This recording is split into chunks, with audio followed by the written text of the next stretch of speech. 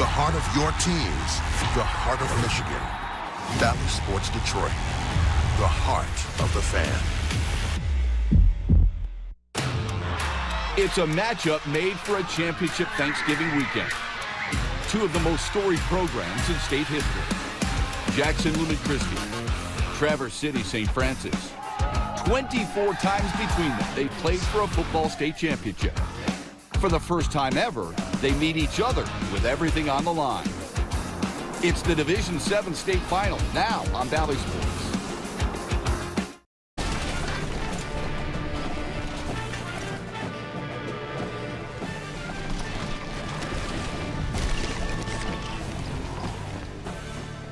It's one of the finest traditions our state has to offer. Ford Field is the site of the high school state championships in football. And Traverse City St. Francis comes here undefeated in 13 tries already. They face a familiar opponent in Jackson Lumen Christi. 10-3 on the year, but on a 10-game roll. Their first appearance is 2005 and looking for another championship. These two big boys in this division is what many people thought would happen overall during the regular season. We're glad to bring it to you here on Valley Sports. High school football here on Valley Sports Detroit is presented by the Southeast Michigan Ford dealers. Hi everyone, with my good friend and my partner, former Lions tight end Rob Rubik, I'm Matt Shepard. Tradition is something that is special in the state of Michigan, at Ford Field and in the game of football. These two teams kind of reek that word, don't you think? Yeah, when you go back in history and look in the annals of great high school football coaches, you hear about Tom Mack and Al Fracassa, John Harrington. There's a couple more names, family names. You talk about Sellers and Brogan. These two coaches, these family of coaches, have put out some unbelievable products over the past 25, 30 years in the state of Michigan.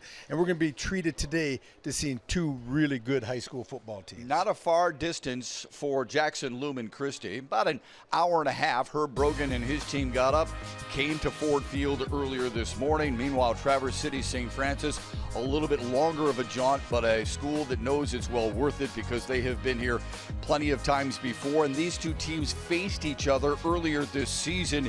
It was a relatively close game. You wonder how it affects today's game. Absolutely, it has an effect because you have film on the personnel you're going to see. Not on a team against another team, but you actually had a chance to match up against them. So you have some ideas where your weaknesses were in that first matchup and where you need to adjust. What are you going to tweak to make the outcome different? If you're Jackson Lumen Christi, if you're St. Francis, what can we do to clean it up? And maybe the game won't be so close at the end. You know, when we talk about football, it's a little like baseball. When baseball, we talk about pitching and how important it is. Well, in football, you talk about the quarterbacks. And sometimes that gets overblown. But today, it really is the case, especially for Traverse City St. Francis. And at Division 7 level, it really comes into play. And there's a look at Wyatt Nasadis. This young man is a freak athlete. I'm not saying it because I watched film on him and I saw it, but when the head coach tells you he is something special that he hasn't seen around Traverse City in a long time, he's going to make plays with his legs.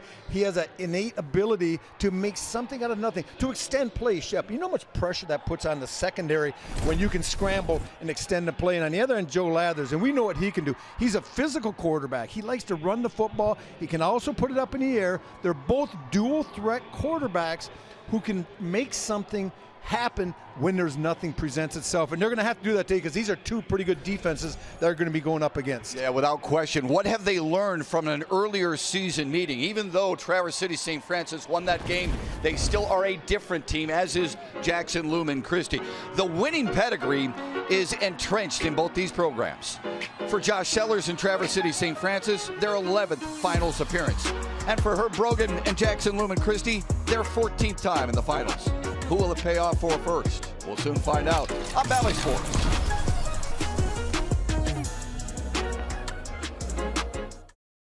You take your shots, okay? You take your shots for 48 minutes until there's zeros on that clock, and then we can celebrate, okay? But don't let off the gas until there's zeros on the clock at the end of the game. You got it? Yes, sir. Okay? This is why you play football, right? Why else do you play football but to go out there and win a state championship and do it with your best buddies, okay? So go out there, don't get nervous, get excited, and take your shots, okay? All in? All in. All in? All in. Let's go, all in. That's been the theme for Traverse City St. Francis all season long. All in. Josh Sellers, 16 years, 155 wins. His father won 234 games. That is tradition, folks, for no question. 10 regional titles, already 2 championships for Josh Sellers. In the meantime, Herb Brogan and Jackson Lumen Christi have the 3rd most state championships in state history. Only Harrison, Muskegon Catholic Central, and DePorres have more. You get 394 wins. You're 3rd most in the history of the state of Michigan. That's pretty impressive. You're going to see 2 teams that are very well coached up. Not many mistakes, miscues. Physical mistakes can happen, but mental mistakes will be at a very much a premium here today, and who can limit that the best will probably come out on top. Jackson Lumen Christi won the coin flip and elected to defer, so St. Francis will get the football to start. Again, they played in week 2 in Jackson, and Traverse City St. Francis won that ball game 42-35. So the rematch is about to get underway, and it is. First time ever they have faced each other in the state championship game. And a good hit to start the day. At the 13-yard line, Wyatt Nausatis is dropped, and he will lead this offense, Rob Rubik. It's a potent one that averages almost 48 points per game. Yeah, this young man, you're going to see him. They actually run a play that you see at the freshman level. I talked to Coach Sellers. He said, we'll just roll him right. We don't even practice blocking it. We just let him figure it out as he goes when he finds the seam. It's kind of like an outside zone play, but he said we'd never practice it, but Wyatt makes good with it. Didn't play football until 7th grade, and look at how he has taken off. The senior at the helm. A little flip inside. Not much there. Burke Flowers on the carry. Plenty of Jackson Lumen Christi Titans there to wrap him up. St. Francis offensive line averaging 6 feet, 223 pounds. All of them seniors, Rubes, across the front. Ethan Morgan, a 3-year starter on both sides of the ball. Joey Donahue does a nice job of leading the way and carrying the football. Mercedes, right side, tugged down shy of the 20. Jackson Lumen Christi up front, led by Garrett Sliders, 79 tackles. Connor Smith, the linebacker, leads the team in tackles with 84. And Cadell Williams has a team high 5 picks on the season.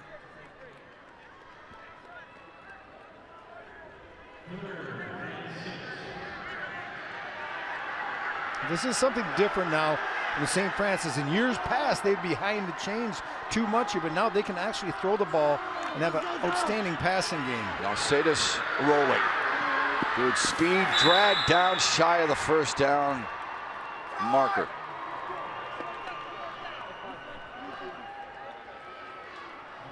Well, Connor Smith, number 99 in white right there. You're going to be in the middle, and he's just going to flow to the right. He's mirroring the little spy on the quarterback, Nausatis. And Nausatis used to get in his way here, using that speed to get the edge. But Smith says, you know, I got a little something in my tank, and he's able to force him out of bounds. And a nice defensive start. Traverse City, you think you're going to see him in a pooch punt here. This is a deal where the quarterback's the punter. It's the best thing in the world. We talked about it last night.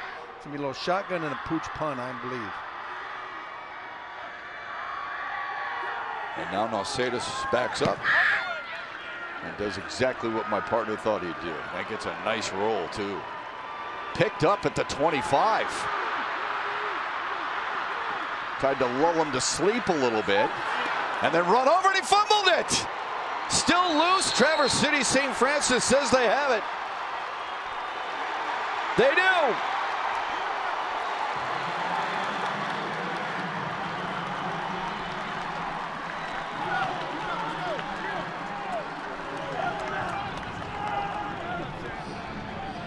Well, this is a really nice job. And there's look at Cadell Williams shaking his head because he does a good job making a miss. But you're going to see blue shirts all the way across. He's trying to extend it. Traverse City stays in their lane on their punt cover, and there's nothing there. And all of a sudden, you see you get punched out. Is that Joe? Is that 31? Joey Donahue? Joey Donahue. Yep. Talking to him before the game. What a nice young man, and what a big play to start and give the short field to the Gladiators. Nosadis will throw. Floats it out. Donahue's got it. Down the sideline and inside the 10, he crawls to the 8-yard line.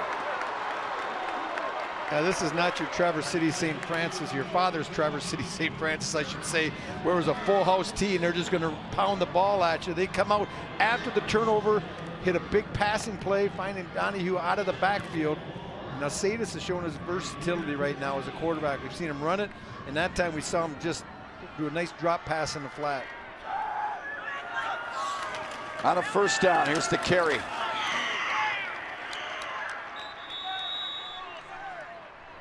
Garrett Hathaway leads this team in rushing touchdowns with 17. Big body up front.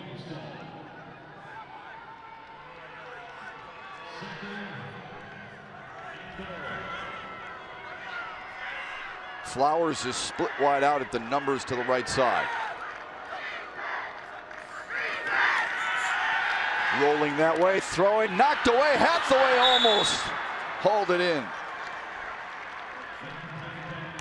Well, you're asking a lot of Wyatt, and I say this, your left-handed quarterback, when you kind of reverse pivot him out from underneath center, and he's left-handed trying to roll to his right, and a really nice defensive play by Joe Lathers, the opposing quarterback. Just not, he was in coverage is good. If the ball's not perfect, it could almost be picked, as we saw there with Lathers. Now Sadis rolls again, throws, and it's incomplete. Intended for John Hagelstein. Big target, and that'll bring up a 4th down call. Well, that 3rd down, they just ran a little outside stop route to Hagelstein. The problem was the timing was off. The ball was thrown before Hagelstein could locate it. It was a little bit low if he did get his head around in time. Now, St. Francis has a good kicking game. And they look like they're going to kick it. Ty Martinchek came quickly off the sideline, number 3. Yeah, we were down there in pregame, Chef. I saw Ty Martinchek put one through from 45, so he has plenty of leg here. This is all about accuracy. Now Sadis, the quarterback, is the holder. 24-yard kick. And I think Jackson Lumen Christi got a piece of that to deny him. Wow, we saw him pumping through from 45, and I know this gets blocked, and Josh Sellers cannot be pleased with that. You turn the ball, you get a turnover deep in the own territory, and your kicker, Martinchek, comes down, he just undercuts the ball. He just hits way too low on the ball. When it spins that fast, it's never a good thing, and that's kind of like that's my sand wedge from about 30 yards out. I hit it about 10. Herb Brogan happy. Hey, what a defensive stand for that team. That's you give up a big play on 1st down, they get inside your 10, and you kind of bow your back a little bit. You get the stop, force the field goal, and no field goals are ever given at the high school level. And nothing happens, and now they're starting out right where they were if they wouldn't have fumbled on the punt. All right, you had mentioned Joe Lathers defensively. He's made a difference for them defensively for sure. And offensively, he's been electric all season long, running the football, and still has it here. Good gain on 1st down, out close to midfield. Flag on the play after the pickup of 25. Will it stand? Well, what happens in this situation, you get down the field, Derrick Walker, the running back, I think he might get caught for holding. But we talked in the open, Chef, about Lathers being a physical runner for a quarterback. Holding. Offense, number 4. 10-yard penalty, spot and foul. Repeat 1st down. Okay, coming into your screen here on the left, there's Walker. Yeah, when you try to get away, you see Jack Pritchard, 5 in blue, trying to pull away from 4 in white. And he just can't get there. And Lathers, and that's when you got to call it, because that enabled Lathers to get to the side and pick up 15 more yards. So a good job by the officials. Look at Walker, not very happy. Derrick Walker, the running back, but Coach Brogan's got to be happy in the fact that it was a spot penalty and it happened 10 yards down the field, so they kind of go right back to 1st and 10. Double tight for Jackson Lumen Christi.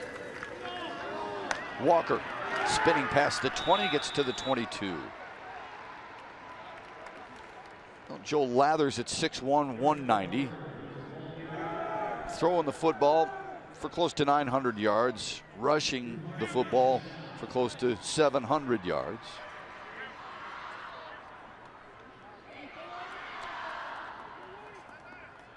Had a monster game against Traverse City St. Francis earlier this year, despite the setback.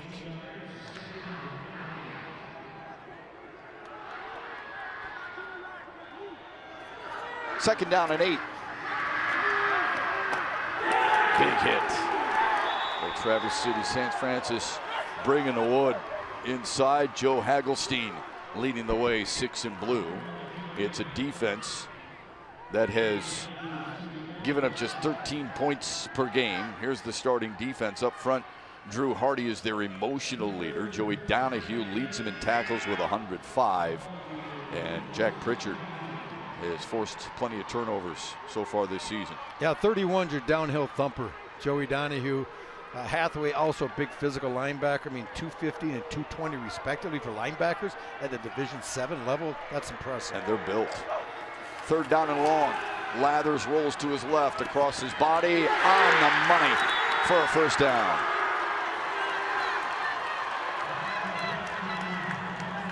Big target, Connor Smith.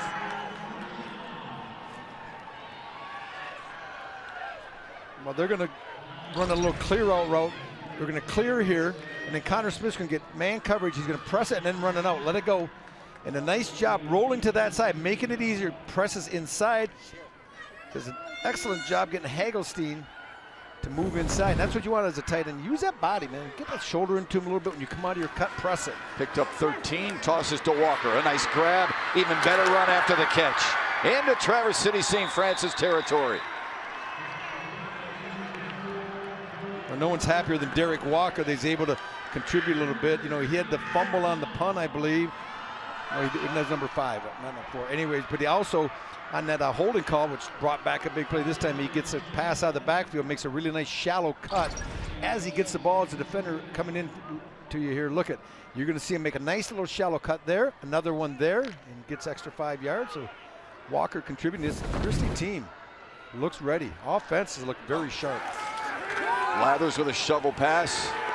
St. Francis was there to sniff it out. You and I were on the field before the game today, and you were talking with Herb Brogan about Derrick Walker. And you were talking about his low center of gravity and how he gets a lot of push from his legs, how strong he is in the lower body. Well, because you said, we were talking to coach, you said, look at him, how thick he was, and he takes advantage of his shorter stature but strong lower body. Now that time, they tried a little shovel pass inside to Connor Smith. Nothing there, and that's Garrett Hathaway. We talked about the linebackers that love to play downhill.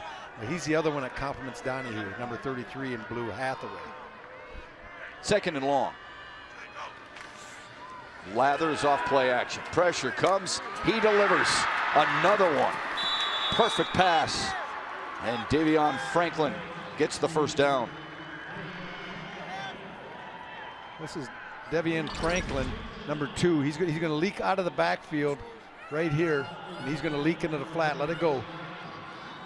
Nice job. But this is just a play action. He gets lost by the linebacker, doesn't see him. They get him into the flat and picks up a nice block. They're executing. They're utilizing their running backs in the pass game. They're running off with their wide receiver, and they're leaking their backs into the flat, and it's been successful. Part of the game plan for Jackson Lumen Christi coming in is keeping the ball away from Traverse City St. Francis's offense. They want to eat a lot of clock today. Good throw, and outside the numbers, a little shake after the completion to Gabe King. Another first down. Anytime you can get your athletes the ball in space in a one-on-one situation, you want to take full advantage of it. And you can see just a little stop route by King, and then he uses his quickness to make Burt Flowers miss. That's nice. That's well designed. You got him out on an island. Take advantage of it. It's a good long drive for him, isn't it? Yep. Great play call. Yeah, they are Pac-Manning this ball.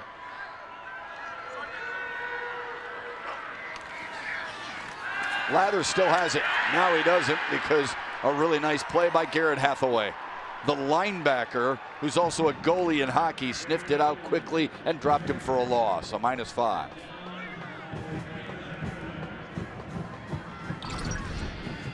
The ball faking was very good. They faked the action both ways, and you fooled a few of them, but you got to fool all of them. And number 33, Garrett Hathaway in blue, was not fooled. Hard to believe this kid was a scrawny kid when he first got to Traverse City St. Francis, and now he has built himself into a 6'2", 220-pound fire hydrant.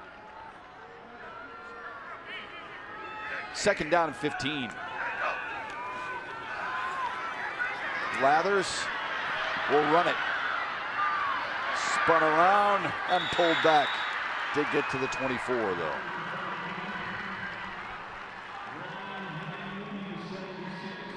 The tackles for Jackson Lumen Christi, Luke Smith and Aiden Pastoriza, are rock solid.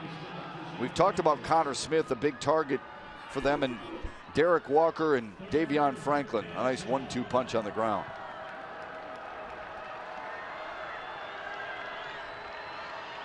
Third and 12, Rubes, and they've already shown that they can run it and throw it a little bit today. They're going to get him out of the pocket. They like that where he becomes a threat. And when you bring him out of the pocket, it also extends the play, makes him cover longer on the back end, so it serves two purposes. They will roll him. Pressure comes. Hathaway's got him, and then he gets loose. Lathers laterals it back. And Hathaway stayed on his feet and wrapped him up. That is great pressure by 33 in blue, isn't it? Sometimes it's just better to take your medicine early on. That time Joe Lathers tried making something out of nothing. Kind of went backyard like Sheps did back in the day in Farmington, where, okay, I'm going to tackle, I'll just pitch it to my teammate, but end up losing a few more yards. And this is just great pressure coming from the right side of your screen. Once again, that's Hathaway. The big body linebackers line up as a defensive tackle, gets pressure, forces Lathers. And Lathers is such a good athlete and playmaker. He says, okay, well, I can get rid of the ball. I'm just gonna pitch it back to Pierre Gray. And Pierre was like, oh, I'm already in jail here. There's 3 blue shirts when you're pitching me the ball. They've gone from the red zone to the middle of the field after a loss of 14. This punt will find the end zone. We saw Jackson Lumen Christi's defense bow up a little bit down near the goal line against Traverse City St. Francis, and then Traverse City St. Francis's defense does the same thing to the Titans. Back at Ford Field, the Division 7 state championship. We have no score with 2:53 remaining in the first between Jackson Lumen Christi and Traverse City St. Francis. And this is always your favorite part of the show, Shep. We do Rubik's Cube.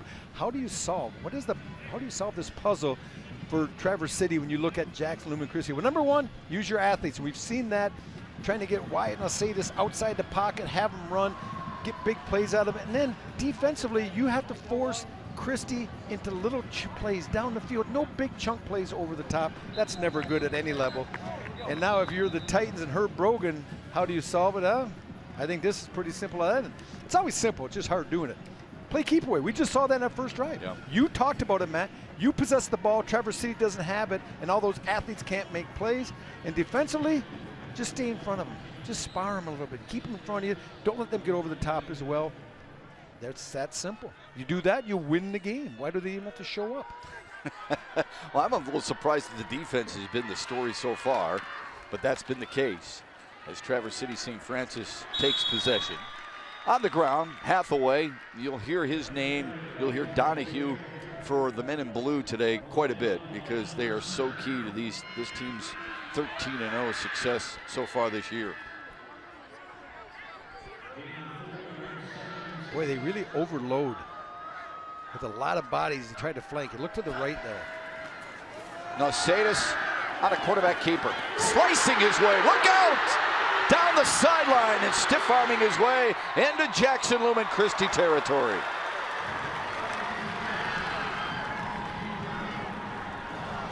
Here's what they do, and they caught me.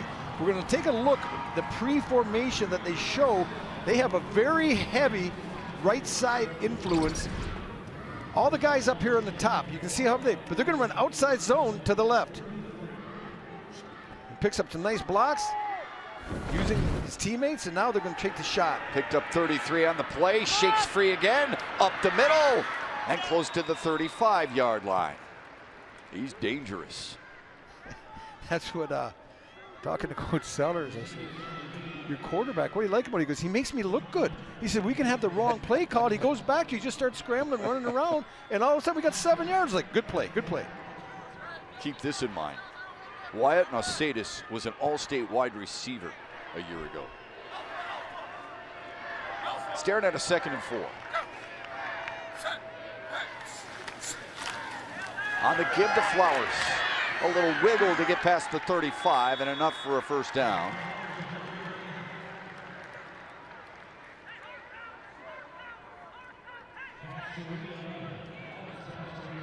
Looks like it's going to be just about 36 a little inches short. Yeah. Wow.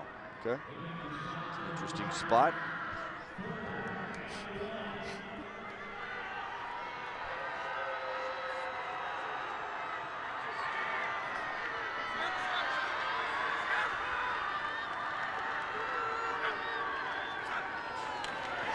Now Sadis will throw for it. Lofting, wide open. Oh, and he overthrew his man. He wanted Mason Daziak, and he had broken free, but had a little bit too much juice behind it. You know, I really like this call. You got third down in inches. Take a shot. You feel confident. They're going to leak right here, all the way down the field. They take Joey Donahue. Or actually, number 40 that time. I'm sorry, I missed Eli Bigger. And it's there. What a great call, but it's all about execution. The coaches can call the right play, but you have to execute on the field. They just missed, and Wyatt Nasadis, he's hurting more than anyone, but they have confidence they can pick it up here, and they're going to see this big loaded backfield. Fumble.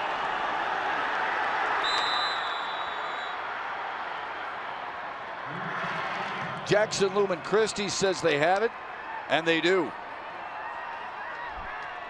You know, Josh Sellers in his pregame speech is talking about just hand the ball off, get the hand off, catch the ball. You take it for granted. They're going to have a little problem right here. Trying to get it to Donahue, puts it in there a little bit short on it. Ball comes out. And to Christie's credit, great penetration, great takeoff in that front three against the center and two guards of Traverse City, St. Francis. Ball comes out, big turnover. This game has been plagued with turnovers here in the first quarter. Yeah, a little surprising. These two teams did a nice job during the season taking care of the football. But the physicality, you have to admit, how physical they are up front has really surprised me.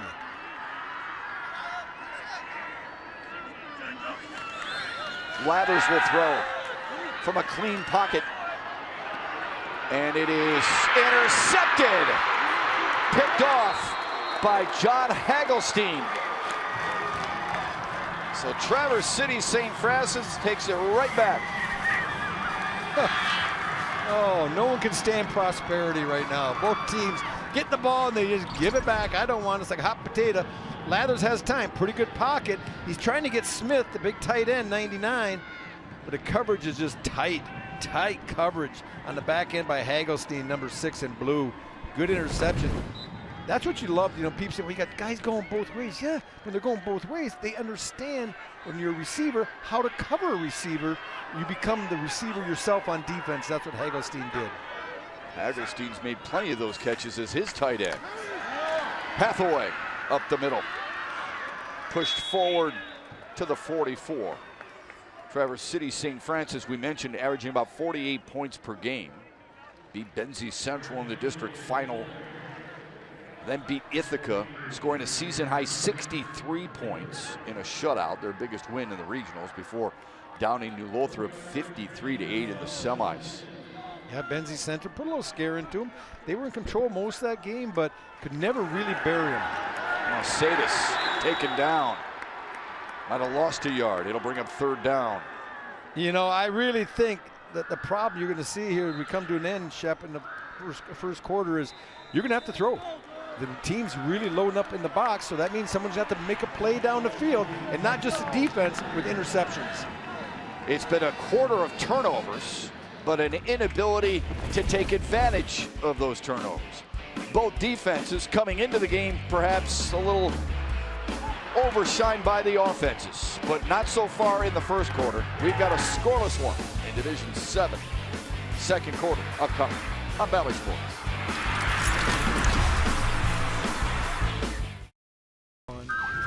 You know, usually when I'm driving with Rob Rubik, I see a lot of bubblegum machines behind me.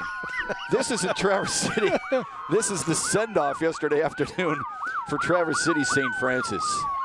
They pulled out all the stops. Good news is the police let him out of town. Bad news, big crime wave shortly thereafter.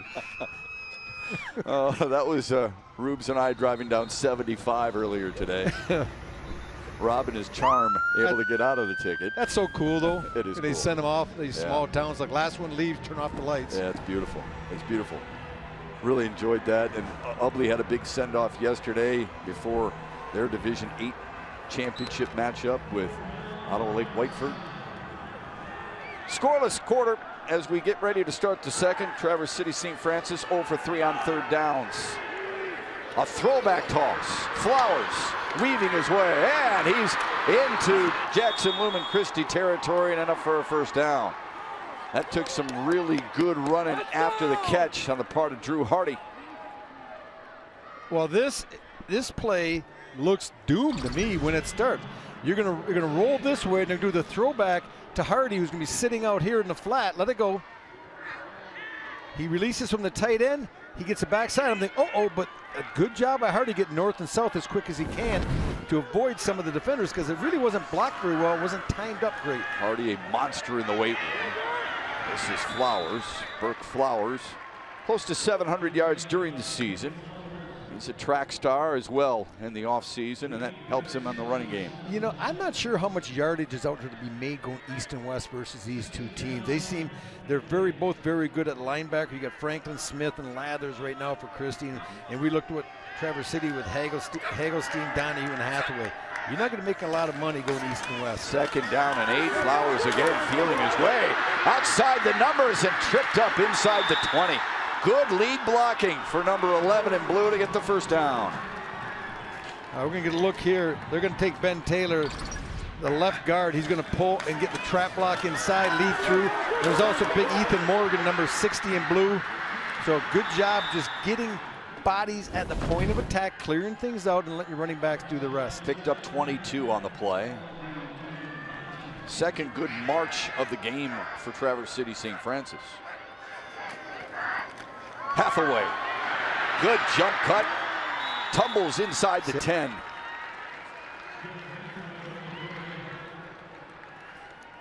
Well, you like your offensive line to make the blocks, but every now and then they miss it.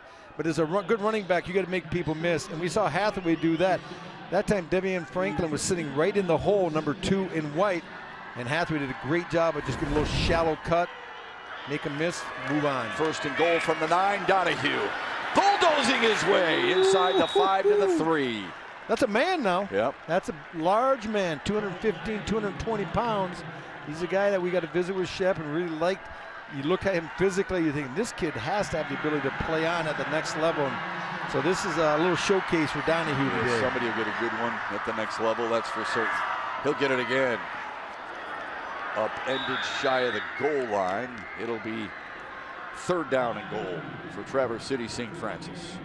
But you understand, if you're going to take on a big back, how do you get him down? You take his pins out. You nip him at the knees a little bit, and that's what happened on that last one. Donahue wants to bury it in there and drive it, but his legs get taken out, nothing there. Good stop, and we're going to have a stop to play as Coach Sellers wants to talk it over a little bit, what they're going to do. They're going to take their time on this important call. He said one of the things they've done better since the last time they played Jackson Lumen Christi is play up tempo. They'll take their time on a third down and goal when we come back. Well, Traverse City St. Francis will get sick to their stomach if they don't punch it in here. And this team has been physical all season. It's been physical, and it's wearing on people today, Rubes. Yeah, look at Joey Donahue coming off here. A little bit of water, drank a little bit too much, spit it out. Yeah, that's right. I feel better now. I like that, you know. It's like, He's not done. Whoa, a little bit more. He's going to now go in and hydrate, take another drink. He's fine. The coach has talked to him. That man's a warrior. Yeah, he's not coming out. That'll be the highlight of this game someday when he shows his kids. He'll be like, hey, I left it all on the field. Literally, I left it all on the field. Josh Sellers saying, hey, we need this one. We can't have what we had in that third or fourth down and short where we fumbled the handoff. We need to finish this drive. Going loaded up inside, a lot of bodies. Donahue, touchdown, Traverse City St. Francis.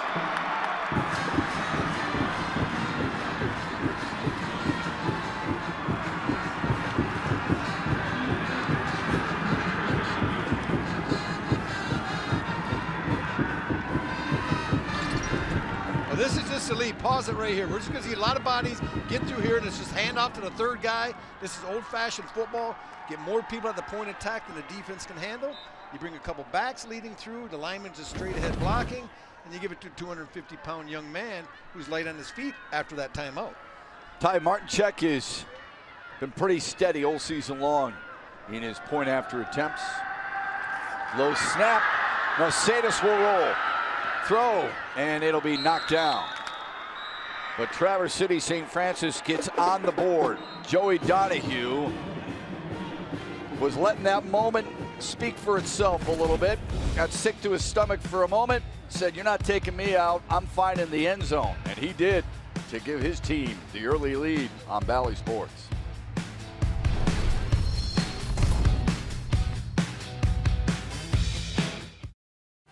We invite you to stick around with us. Coming up next, the Division I state championship game featuring the defending champion Belleville Tigers and first time in a long time finals participant, the Fighting Scots of Caledonia.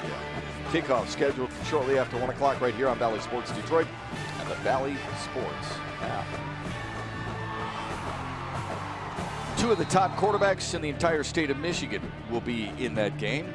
You're looking at talking about Chef Bryce Underwood out of Belleville and Mason McKenzie out of Caledonia. A little bit different style of players, but both highly effective in what they do.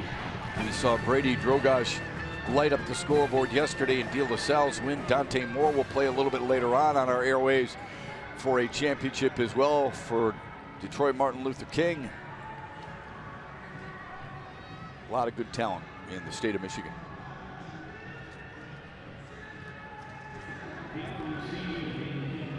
Does Joe Lathers have an answer for Jackson Lumen Christi? Soon find out. Now this game, the first time they played, they threw up 77 points between them. A little bit different here, and that's what we talk about, tweaking and adjusting, knowing the personnel, what they like to do and tendencies. So not as easy to come by points in the sequel, I should say. Kick it away from Cadell Williams, so out of bounds. Flag on the play. Joe Lather has made a big difference for Jackson Lumen Christi on the defensive side of the ball, but we all know him for what he does offensively. Rubes, he's got a lot of talent running and throwing, doesn't he? Oh, yeah, and this is a giddy up right there. He just goes up and over. This is a little bit of athleticism. I'm not sure in my heyday if I was doing this. Some good ups, getting over the top. That's not with those half either, Shep. That's a whole hurdle. That's the high hurdles. You know, they have the low hurdles and high hurdles in high school. Like for you, because you're not super tall, you probably did the low hurdles. Guys like me, we did the high hurdles. Right. Well, that was a high hurdle. Of course, I would hit the top of the hurdle and fall flat on my face. Joe Lathers just continues his running after that. It's a beautiful thing. Another one kicked out of bounds. And that's not even close. No, that's way, way right. Wyatt Mercedes is not having much of a problem throwing or running, but kicking off he is. This is becoming an issue. Now it looks like is the offense coming on? Violation, kicking team, kicking out of bounds. Ball will be placed at 40-yard line, first down. It's a short field for the most part. Yeah, you know, it's normally I think in high school at the 35, but at the second one it gets moved out to the 40. So that's a nice return if you're actually returning the ball. So excellent starting field position. Now, can Christi answer the bell as we saw Traverse City did the last time they had the ball?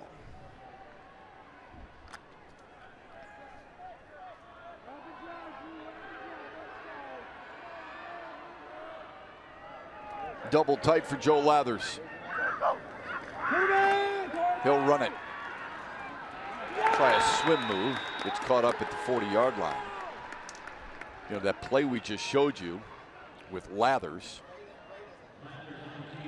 his ability to leap guys like a track star, but swimming his way like an offensive lineman here. Watch this. He's going to be able to get up inside, sees the gap, scrapes to the outside, defeats the block of Cooper Cumberworth, and makes a tackle. You got linebackers, you know, that's a great play by Donahue.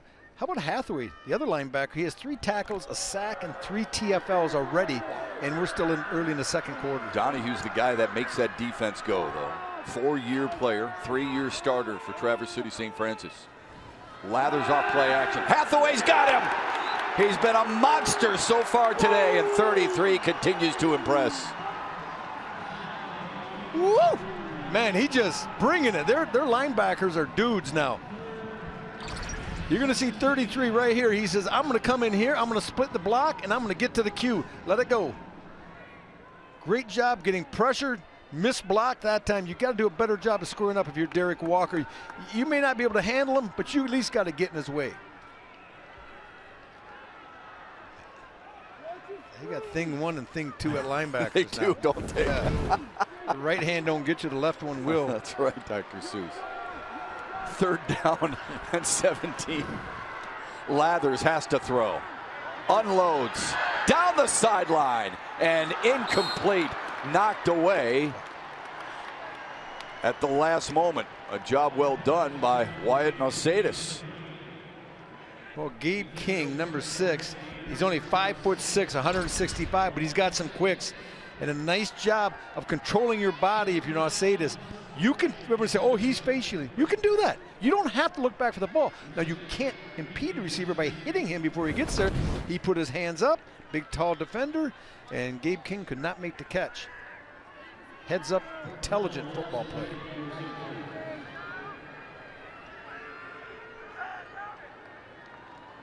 Well, remember, Jackson Lumen Christi got it at the 40-yard line. They went backwards and giving it right back. A little reverse to Nosadis. Didn't work like they had hoped, but they'll start at the 39-yard line. Now, high school football has chances to review plays on scoring or potential scoring, turnovers or potential turnovers. And then there is also the expanded replay a little bit. Each head coach entitled to 1 challenge during regulation. To initiate that challenge, though, you have to request and be granted a timeout. If the call is overturned, the timeout will not count against that head coach.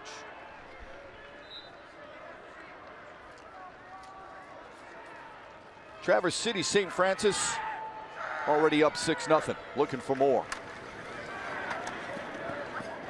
Goes right to Jack Pritchard.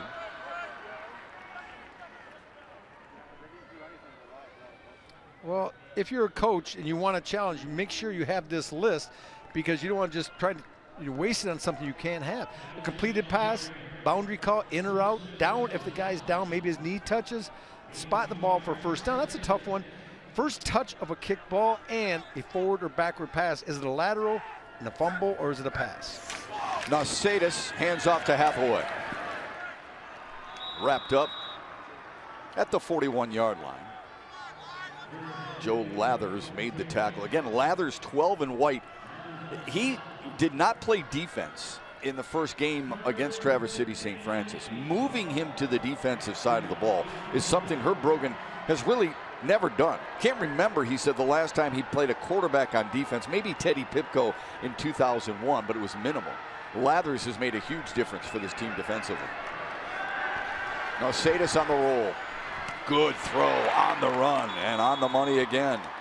Able to connect there to John Hagelstein, a big receiver at 6'3", 205 to move the chains.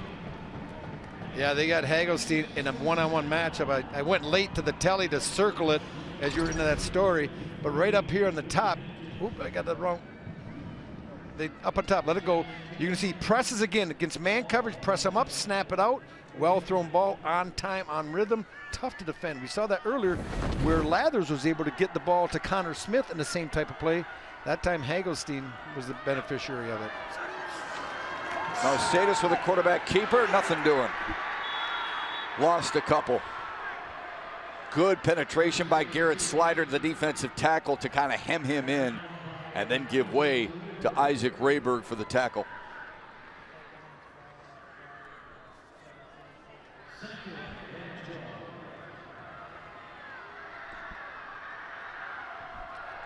Loss of a couple at 2nd and 12.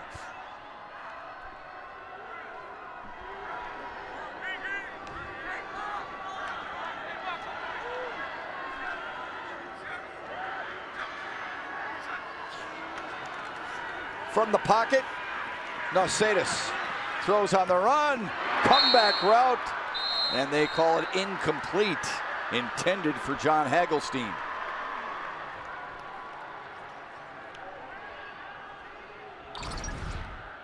Well, nice job extending the play by Nausedas, but he just doesn't get enough on it. And a great call by the official right there. As you see, definitely the ball comes out. Now that would have been a play that we put up the thing, would have been a challengeable play if you felt the need that it was a catch by Hagelstein. Replay show obviously was incomplete. Now with a 3rd down and 12, they got trips to the right. You try to go backside to the short side, to the one receiver side. They pick up the blitz. Nausedas stands tall. Down the right sideline, intended for Hathaway, but incomplete. This is a lot different than the first time these two teams met. It was a 42-35 final. I really thought you'd go to the one receiver side. You had Hagelstein to the near side of the field, to the Christi side, one-on-one, and you had the trips receiver down here where there was a lot more coverage. Maybe they'll look at that next time and isolate him to the top and try to get a one-on-one matchup and make the big play. 4th down and 12, they'll come out, looks like they're gonna go for it, but it'll be the pooch again, I believe. Let's see. Now let's see if Traverse City this time, if they try to run Cadell Williams back to catch this in the air. They do just that, partner. And he'll return it from his 15. Stumbles to the 26. And that's where Jackson Lumen Christi will take over, looking to tie the game. And now a message from Family Heating, Cooling, and Electrical. For over 50 years, your family has trusted Family Heating, Cooling, and Electrical. Call Family Heating and Cooling now for all of your family's heating and cooling needs. Visit FamilyHeating.com today. This is for bragging rights in Division 7. Traverse City St. Francis and Jackson Lumen Christi. It's a 6-0 St. Francis lead. Defense and turnovers have been the name of the game so far. Joe Lathers under center and a toss sweep. Derrick Walker tries to cut it back, but those linebackers are so good, led by Joey Donahue.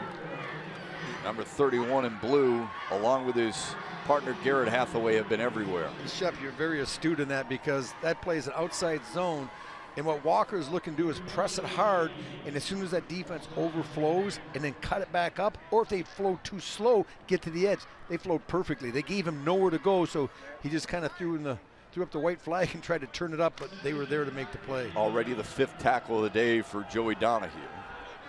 Wants to keep playing the game he loves so much. Lathers to throw, incomplete. Intended for Gabe King. A little out of his reach, it'll bring up 3rd down.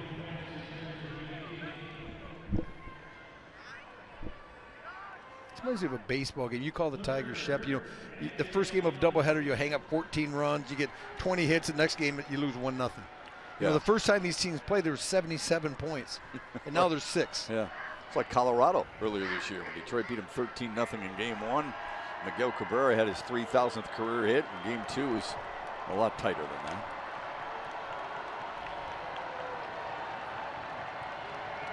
Third down and 11 for Jackson Lumen Christi. Lathers rolls, squares his shoulders, a dart, and it's caught by King at the 40. That's a heck of a throw right there. Tight roping his way down that sideline was Gabe King to haul it in and keep the ball. And I think the route was even better, because King is getting held up. He's getting out physical. King's a 5'6". He's a small receiver, and out to the left, he's fighting through. Look to your left, he's gonna come in, he's fighting. There's nothing there. He works his way back, comes back to the ball. That very easily could have been intercepted by Buck Flowers. What a throw by Joe Lathers. Pretty happy about it. Makes the 1st down signal, which it is, and they retain the ball here with time becoming a little bit shorter here. Double move. There it is. He's got a man, and it is through his hands. He wanted King again.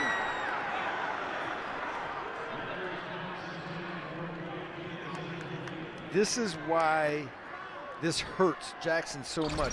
You've set this play up. You're going to see a double move. Sells it, good patience, comes out of it. You set that up during the course of the game. You know you have it in your back pocket. if you're Herb Brogan, you call it. You just have to execute it. Against a team like Traverse City St. Francis, not a lot of players are going to present themselves like that where you need to take advantage. That was one they should have had. Are you suggesting you can only run that once a game against this team? Yeah, they're going to learn a little bit. They're like Raptors. They figure things out. And, you had your chance right there. It may come into play late, but highly unlikely. It's a very interesting reference. It might be the first time you've gone, dinosaurs. Jurassic Park. Yeah, right. Yeah. I have some nerd in me. Like Raptors. I mean, you could have said golden retrievers. I mean, you could have said German shepherds. I don't know. You went Raptors. Very interesting.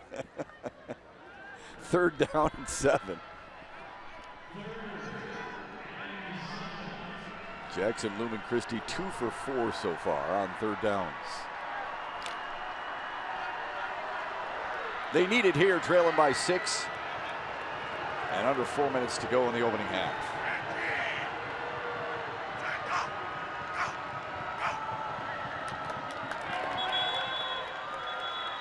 Hard count and then the timeout. Oh, Coach Herb Brogan trying to get the freebie. Shep trying to draw him off for 5. It didn't work out, but it's going to have to work out. Trailing 6-0 here. They're going to have to pick it up. And now a message from your Southeast Michigan Ford dealers.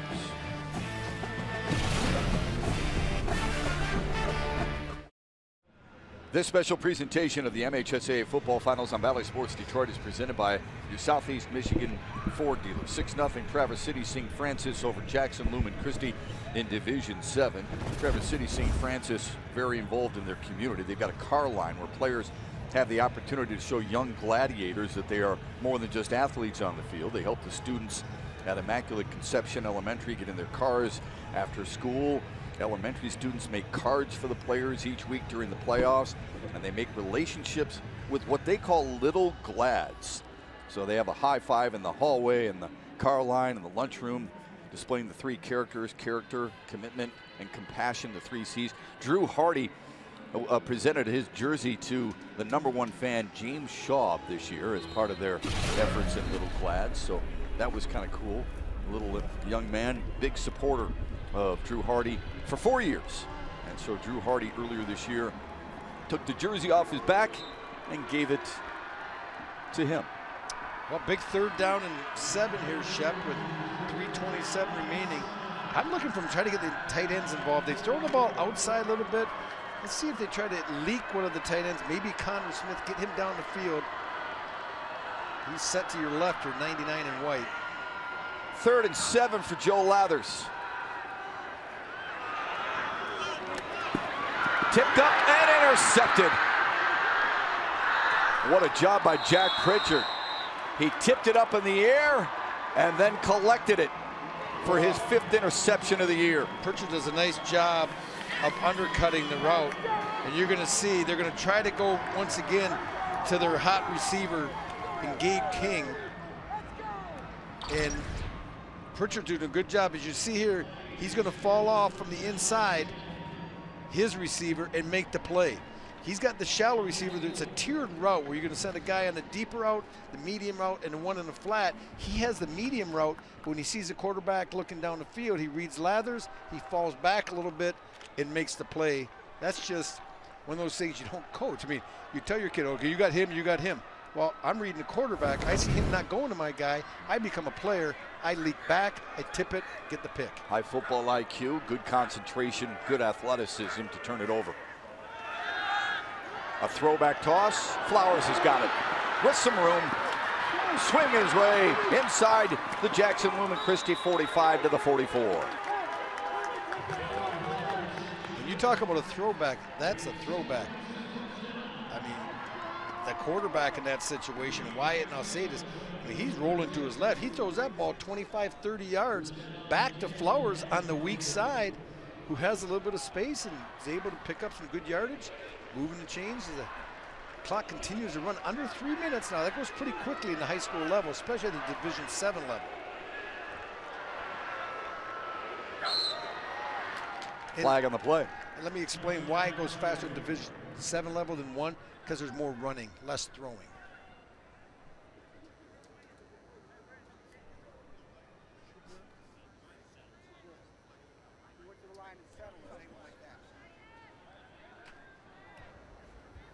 There was no penalty on the play.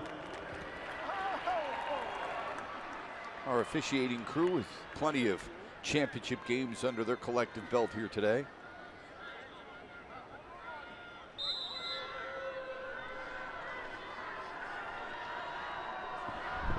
They'll redo it at 1st and 10.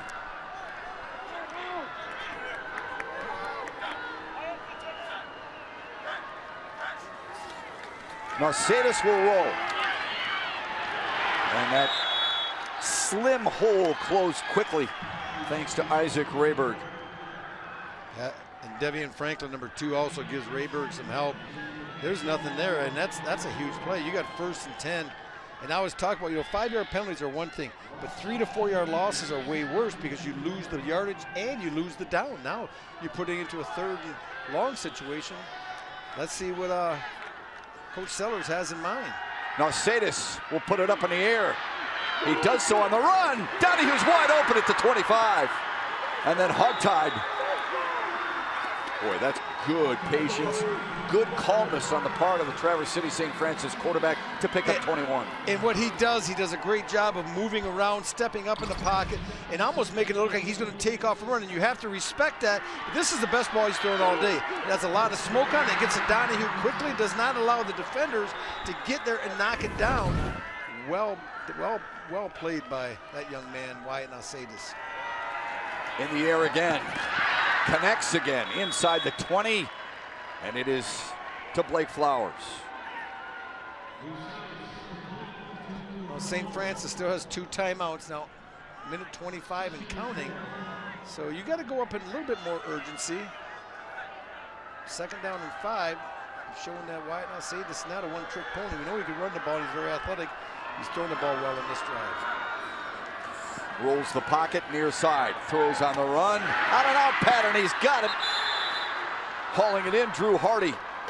So he has found Joey Donahue, he's found Burt Flowers, he's found Drew Hardy on the drive. And they are right at the 10-yard line, knocking on the door. Interesting concept, philosophy offensively, not getting greedy. They're just throwing the short routes. They're confident they can manage this clock with 1:05. They don't feel they have to get it into the end zone. A couple short patterns before you know it. Now you got 1st and goal on the 10. See if they run it here. They do. Hathaway able to get inside the 10 to the 8-yard line for a gain of 2. Those are hard-earned yards between the guards, aren't they? Here today. Yeah, that was a little old school Traverse City play. They go fake, and they give it to the 3rd guy going back to where the first guy went. That's from Larry Sellers' playbook. Mercedes will roll it, run it himself, and he leans. Touchdown! Wyatt Mercedes.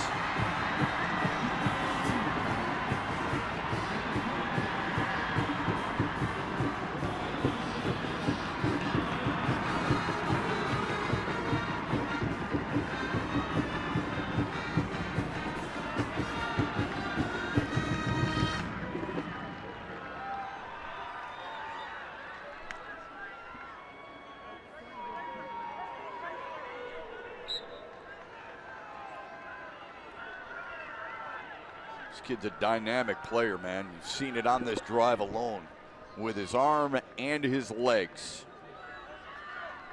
They missed their first extra point. It was actually a fumbled snap, low snap. They'll go for 2 here. And Josh Sellers wants to talk it over a little bit. Well, we saw Mercedes use his arm mostly on the drive, but this time he uses his legs. Yeah, and they've also done it with formation a little bit. You can't see, but they have 3 receivers out to the weak side of or strong side of the field. So they got 1 this way. This is sprint out. This is not a run-pass option. This is a design run the entire way. And this is, my athlete's just a little bit faster than your athlete, and we trust that number 7 is going to be able to get to the edge. A good job by Donahue, kind of sealing it, and then Wyatt Mercedes does a nice job of just stretching out, putting the ball in the end zone, and Christi just can't quite get there. Sometimes it's nice to have the fastest horse in the race. Yeah, he's deceivingly fast. Yeah. You mentioned the block by Joey Donahue. Each week, Traverse City St. Francis has the biggest hit and the biggest block of the week. Joey Donahue had that honor each and every week, and one week had it on the same play. Biggest hit and biggest block, right? Yeah, now they're going for 2 here, Shep. I got to believe you're going to get number 7, now say this, out of the pocket, maybe with a run-pass option this time. You know, they've had some limited success running between the tackles. They've had better luck on the perimeter, and in this drive, it's really been Nalcedas with his arm as well as his legs getting it done. So this is the old full house tee that looks like they're coming out in, though. Oh, no, I'm sorry, offset. Power looks to the left. They do roll him. He's got the option. He throws it, and it is intercepted by Lathers in the end zone. So a couple of touchdowns for Traverse City St. Francis. Can't convert it on the extra point of the 2-point conversion. Lathers picks off his counterpart to keep it 12-0. Yeah, I think his better option, instead of trying to throw back against the flow, is get Hagelstein rather, is out in the corner. He had done a good job of working deep. He was covered for a bit, but he works back down. Number 6 in blue, keep an eye on. He's going to work to the corner. He'll come into your picture a little bit there. You can see him. He had position at least. His body was between the defender and the quarterback, so not the best decision that time by Nalcedas. And once again, Lathers shown that he is a really good two-way player. 3 Jackson Lumen Christi turnovers so far in this first half. And Traverse City St. Francis has scored 12 points off them. Coming up at the half, we'll tell you about the football magic that took place in Colon, Michigan this fall. We'll preview the upcoming Division I state finals between Belleville and Caledonia, plus Rob Rubik has the breakdown of the first half of this one.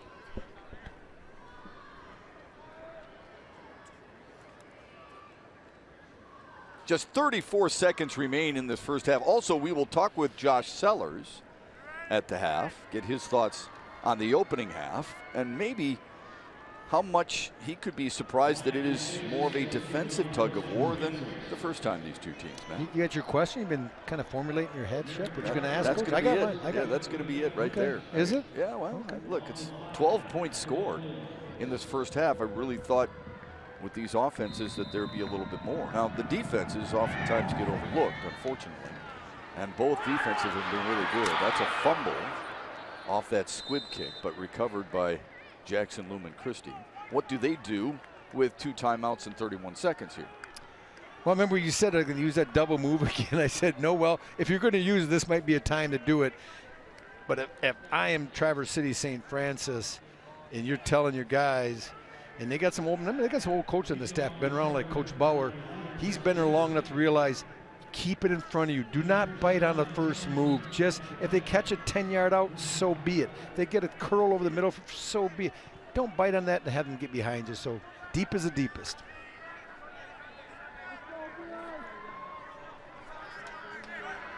Offset eye behind Lathers. Traverse City St. Francis was ready for the dive.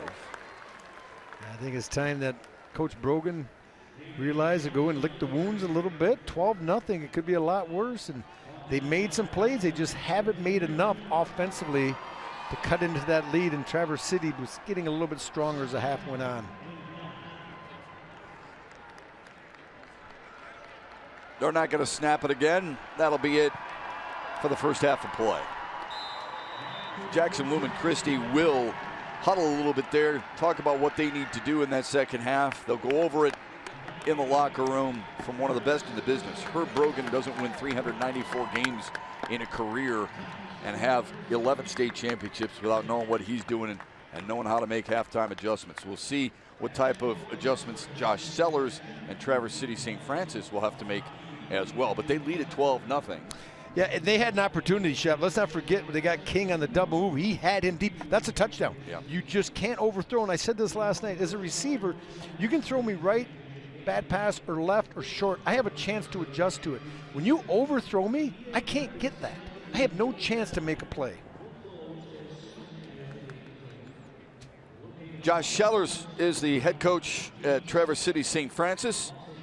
He's 13-0 on the year. His team's up 12-0. He joins us Here at the half with Rob Rubick, I'm Matt Shepard. Coach, we appreciate it. Defensive tug of war, a little bit different than the first meeting. What's been your impression? Yeah, it was a track meet week 2 in Jackson, so this is the exact opposite of that.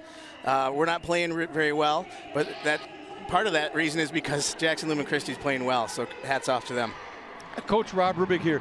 You feel, Josh, that you have film, not on the teams they play, but you actually have it on playing against you, that it's easier to make adjustments to compensate for the things that didn't go right in the first meeting? Yeah, I think so. Coach Brogan's won almost 400 games for a reason, and we're seeing the adjustments that he made. So we're going to have to do the same at halftime and come out in the second half and clean some things up. Josh, we always appreciate your time. It's nice to visit with you. Good luck in the second half. Thanks, guys. Josh Sellers in Traverse City, St. Francis. Traverse City St. Francis leads Jackson Lumen Christi 12-0 at the half of Division 7 state championship. Welcome back. I don't know if you knew this, but the magic capital of the world is in our great state of Michigan.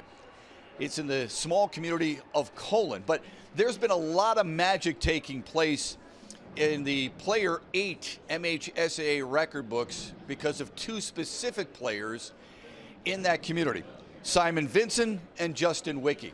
They are outstanding football players on the field of play, but even better friends off it. Just south of Kalamazoo sits the village of Colon, which some of you might not know is the magic capital of the world. And on Friday nights, the magic is on full display on the gridiron. Magic in the sound. Magic in the sounds of healing. It's amazing every time, even when I throw it out to him, I have a good feeling he's going to come down with it, but even after sometimes you're testing there's no way he's going to catch this one. He catches it, and he's just like, man, I remember sometimes he does it. I look over at the coaches and everybody, I'm like, man, that kid is good every time. That's my friend. That's my friend. You got a quarterback who looks for you quite often. Describe his game as a quarterback. Is he Tom Brady, basically, kind of? Kind of, but way faster. So describe him his full complement of quarterbacking. He's fast. He can get around the defense.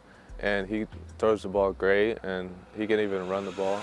Back to pass to Benson. He's going to air this one out, going to his favorite Wicke. Wicke over the defender! Too easy! We've been friends ever since we've been in kindergarten, so we've had a long time knowing each other and got to know each other. I mean, wait, you said kindergarten? Yeah. Wow. Yeah. We grew up playing around second grade, and we didn't throw the ball much. We just ran the end around and stuff like that. We just started liking it. We were pretty good at it. And come up to freshman year, went to JV and stuff, and just balled out there, and now we're in varsity, and now we're just really balling out. We used to be a triple option school.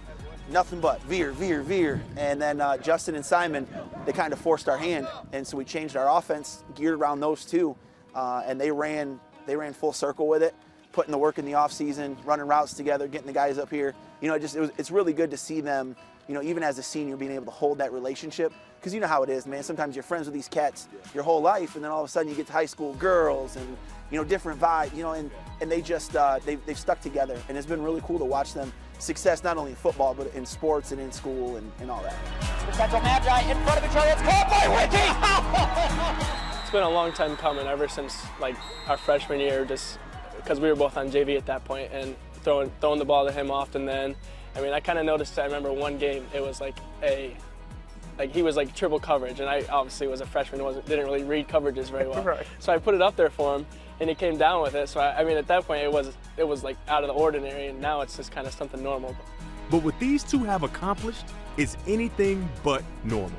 Throughout this season, they've connected with each other 95 times for nearly 2,000 yards and 34 touchdowns on their way to an unbeaten regular season.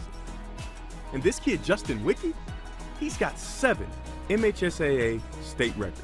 In the magic capital of the world, they're going to start calling him the Magician.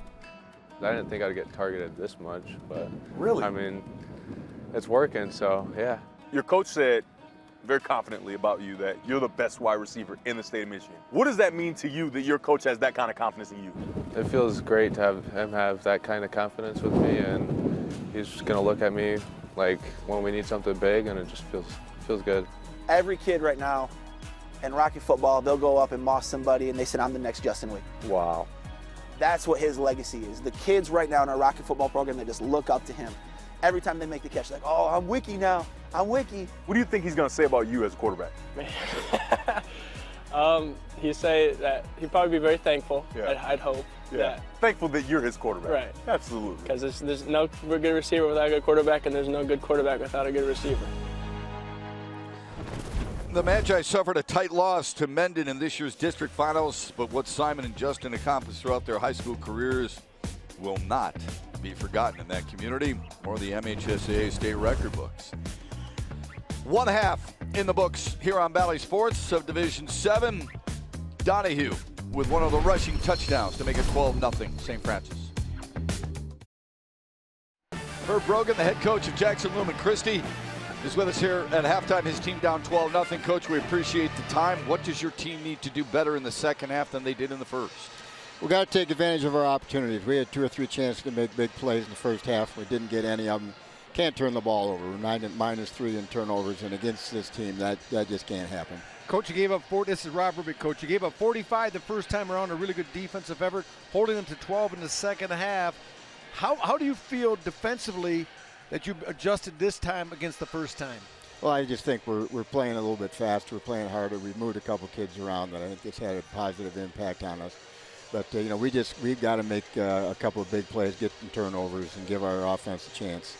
Coach, we love visiting with you. Thanks for the time. We appreciate it. Good luck in the second half. He is a legend. Herb Brogan, 394 wins and championships at Jackson Lumen Christi 11 times. Can he win a 12th? He'll have to come from behind to do it when we come back.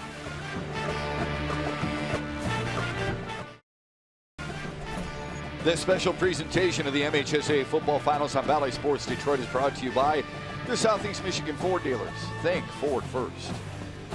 By Lee Prep Academy, a postgraduate high school program for football and basketball student athletes. And by Glassman Automotive. Got it at Glassman. Traverse City St. Francis has gotten it so far in the first half. Here inside Ford Field for the Division State Championship. Halftime highlights brought to you by Wallside Windows. Rube's defense and pressure the name of the game. It really was. Lumen Christi left Jackson. You saw the boys in blue. Well, there's a lot of the boys in blue here defensively today, led by Garrett Hathaway, number 33. And Traverse City took advantage. When they got in the red zone, they found the big back, and Donahue, 31. He's able to get in there. And then once again, there's Hathaway just creating havoc in the backfield. No one blocks him. He makes Joe Lathers pay. And finally, you can see what a really athletic quarterback can do. You get him in space. You just let him do what he does, score. Traverse City St. Francis has allowed just 34 points the entire playoffs. So the first half shutout, perhaps not a big surprise, but the -8 rushing allowed is pretty impressive. And yeah, that's excellent, but that's the really big stat. 3 turnovers from Lumen Christi in the first half, so they're -2. They're down 2 scores. There's a lot of correlation. You know, Shep, we've done football for so long. The stat that matters the most is the turnover stat. Josh Sellers, you would think, would be happy at the break, up 12-0. This is what he had to say to his team at halftime. They're not going to quit, right? They're going to fight to the bitter end, so you better be ready to keep taking your shots, okay? We played lights out on defense, continue to do that, and then let's get the offense rolling too. Okay? Hey, let's go finish this. Hey, you got 24 minutes to go from Mary Seat of Wisdom to Mary Queen of Victory. Okay? In Ford Field. Got it? Sir. Let's go. Let's go. Told us earlier in the week, can't take anything for granted. They learned from last year's finals loss and the semifinals loss a couple of years ago. You know, I talked to Coach Sellers. I said, is your team driven by emotion or are they more cerebral? He says, I wish they were more emotional because they're very cerebral, do your job, very workmanlike, and you saw that right there. There wasn't a lot of rah-rah after that speech. It's like, okay, let's go get our job done. He did say when he saw Herb Brogan earlier this year in week 2 and his team went to Jackson Lumen Christi and beat him, he said to Herb Brogan, Coach, you're going to be all right. We'll see you at Ford Field. I asked Herb Brogan about that. He said, I do remember him saying that in the middle of the field. Traverse City St. Francis did build up their resume. They did play a much tougher schedule than years gone by. That was by design, and it has helped them get here. They've had trouble with the kickoffs. That is the 3rd time they have kicked it out of bounds today. So the flag on the play is because of that. Last time they kicked off, they kicked it out of bounds twice in a row and gave Jackson Lumen Christi the football at the 40-yard line. Well, as good as Wyatt Nasadis has been under center, he struggled kicking the ball. It's been out of bounds more than it's been in play. 5-yard penalty. So Lumen Christi's going to double down here a little bit, say kick it again. Last time he kicked out of bounds and they started under 40. Beautiful thing is if you can get one of those hops cleanly initially, you should be able a chance to get a good return because there's no hang time on it to allow your coverage team to get down there. Did you think this game would be higher scoring? Oh, 100%. I thought it was going to end up being a 28-21. I didn't think it would be as high scoring as the first game of the year because obviously teams get better, and especially on the defensive side of the ball, as you find out your personnel changes during the course of the year. A scoop at the 35. Jackson Lumen Christi will have really good field position to start the third quarter. Jackson Lumen Christi, third most championships in state history. Harrison with 13, Muskegon with 12, Catholic Central and DePorres each with 12. And they do it from a school enrollment of about 300. 11 championships, 11-2 all time in the finals. Remember, they were Division 5 for years. Yeah. And it's just over the past half dozen years we've gone from 5 down to 6 to 7. Herb Brogan at the helm for 43 seasons. And a winning percentage that ranks 4th in state history. Joe Lathers with a toss sweep. Good cut. And up to the 44-yard line is Derrick Walker. A gain of 4. It's a good thing that Joey Donahue got him by the ankles because Walker was really accelerating through the hole. Donahue came from his backside linebacker and just barely got him. I like the way that he was able to put his foot in the ground, that being Walker, the tailback, and really go north and south quickly. Will Jackson Lumen Christi need more success outside the tackles or between the guards to be effective on the ground here? You know, I'm not sure, Shep, but they need it somewhere in the run game to help them in the passing game. Lathers on a keeper. Tried to hurdle his way past the 45. Gain of a couple. We'll bring up third down for him in the Jackson Lumen Christi offense. Herb Brogan coming out to the second half alluded to the fact that we played defensively okay, but we have to get better offensively. When we have an opportunity to make a play, we need to make it. I remember a couple plays in that first half could have been huge plays. They couldn't make it, and that's what Coach is talking about. Someone's got to step up and make that play. Yeah, they were 2 for 5 on third downs in that first half. This is their first test of the second half on third down.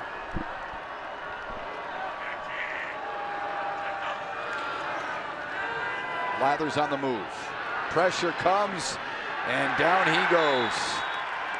Donahue was the first one to him, and then it was a combo with Warren Asher and Garrett Hathaway. Well, this play is designed to get out and just have the tight end, Smith, pause it right here. He's going to be manned up right here, let it go against Hagelstein. And just physical with him, the big on the tight end. He just can't get outside, can't get separation, and that's where the ball wants to be thrown. Nothing there. That forces the pressure come in the sack. Lathers will punt it away. Dual safeties for Traverse City St. Francis. Pressure coming! Donahue might have gotten a piece of that. They get a nice roll. Down to the 20-yard line. Boy, Joey Donahue has done it offensively, defensively, and almost made a huge play on special teams. He was that close. Might have gotten a fingernail. Traverse City St. Francis has the 12-0 lead, and they now possess the football for the first time in the second half of Division 7's state championship game. With my friend Rob Rubik, I'm Matt Shepard. Thanks for joining us for the first of 4 games here on Valley Sports Detroit. Even though they lead at 12-0, Traverse City St. Francis, how quickly do they have to establish something offensively here in the third? I think they really got to pick up where they left off in the second quarter. They were getting better offensively. The passing game was starting to open up. And when you can do that, the passing game, it opens up the run game. People say, you got to run the ball to throw. Well, you do it vice versa. You can throw the ball to open up the run game. Just don't turn the ball over. You're at +2 on the turnovers right now. And the way your defense is playing, if you don't turn the ball over, this Lumen Christi team is going to have a difficult time getting points. What's impressed you most about Jackson Lumen Christi's defense so far? I think the physicality and the way they've adapted after giving up 42 points in the first time they met this year, limiting to 12 in the first half. Let's see what they can establish here in the third.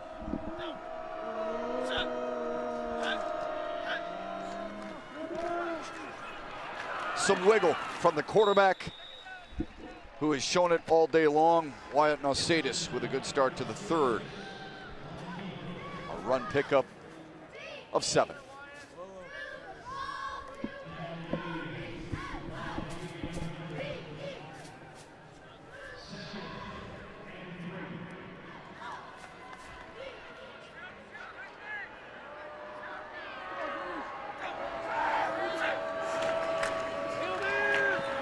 This time snowed under. Good job up front by Luke Smith to lead the way for Jackson Lumen Christi's defensive line.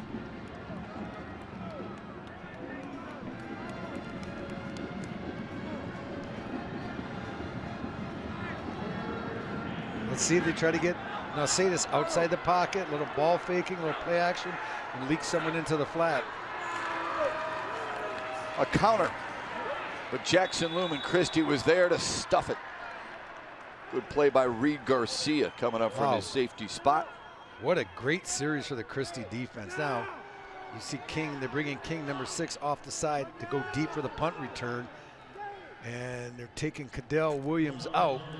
They're going to be in obviously that offense where it looks like they could go for it.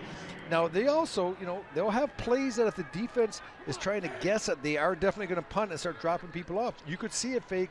I just don't see that happening right now as well as your defense is playing. You just catch this, you drop back here a step or two if you know how to say this, and you pooch it. Yeah, why would you even consider going for it here? He will backpedal. Punt it away. A line drive.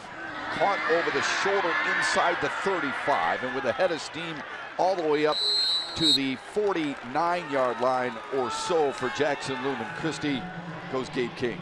This is a huge play and a great adjustment by Herb Brogan and the staff. You see King in the middle, 6. He's bailing. He's getting back. This is an end over end ball, Shep. That's going to hit on the 30-yard line and probably roll down to the 10. Instead, by catching it over the shoulder, you bring it back to the 50-yard line. That's 40 yards of hidden yardage. Look at King. He's bailing, and still tries to get over his head. Makes a nice catch. Gets vertical.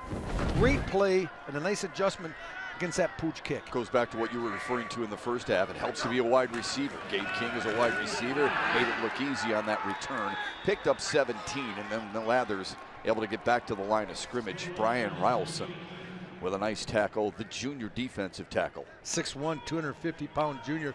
Does a nice job of shedding the block, throwing the offensive lineman away, and squaring up to make the play. Good-looking body there.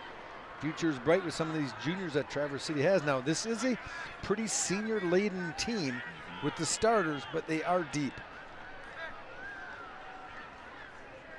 Second down and long for Jackson Lumen Christi.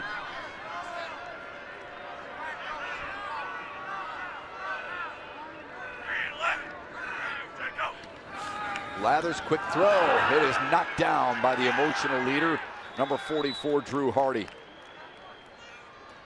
Well, this is a different look. They went empty. They had 3 receivers to the right, 2 to the left. The problem is there's just not enough bodies inside. Let's watch Hardy. He's just going to come across and put the big umbrella up here. Let it go. He sees it, gets his hands in the air, deflects the ball, which is a pass. It was heading forward.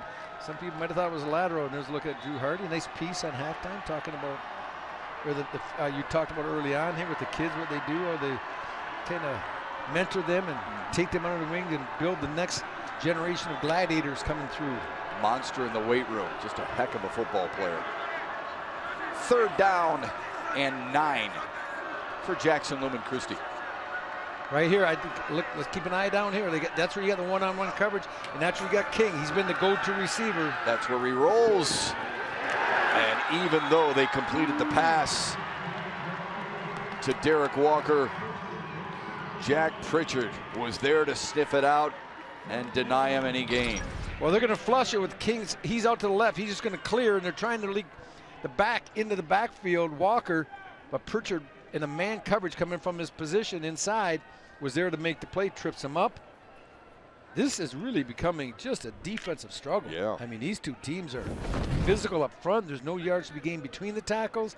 The perimeter game, the passing game is not there. Good man coverage on the back end, so points are definitely at a premium. And right now, Christi needs a good punt, pen them up deep, and hopefully you get another 3 and out to reestablish field position. That punt rolls out of bounds at the 25-yard line. That's where Traverse City St. Francis's offense will take control. Already up 12-0 on Valley Sports. This guy can really relate to the student athletes way back in the day and even today. He just gets it, even 43 years deep into his head coaching career. Herb Brogan's one of the best the state's ever had.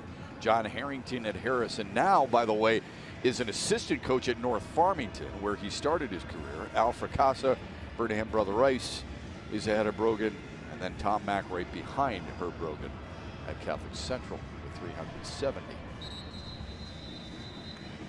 When you talk to Herb Brogan about that, though, and you talk about the 31 playoff appearances and the 14 finals, he says, look, we don't dwell on it. Look, we've got a lot of pride, but we don't dwell on that. We're too busy trying to just win season per season. You know, the most amazing thing with that longevity is how kids and society and cultures change, but you're able to just weather the storm with these kids and figure them out and be able to contribute and help them become successful adults because of high school athletics, which I believe are so important to teach you how to compete in life, because everything is not given to you. You need to be able to compete, and that man right there has been one of the greats.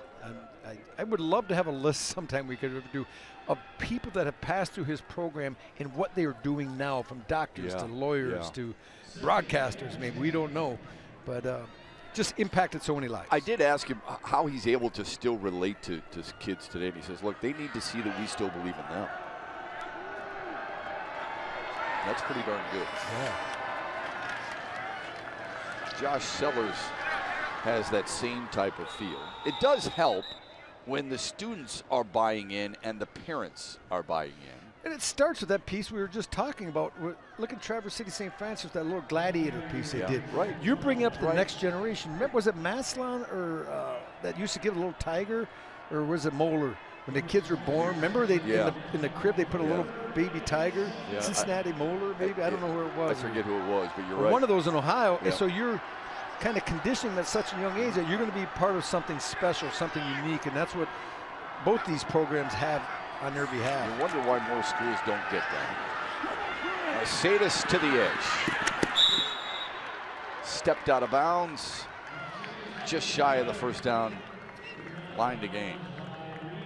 Well, we're talking about scoring. We're just looking for a first down here.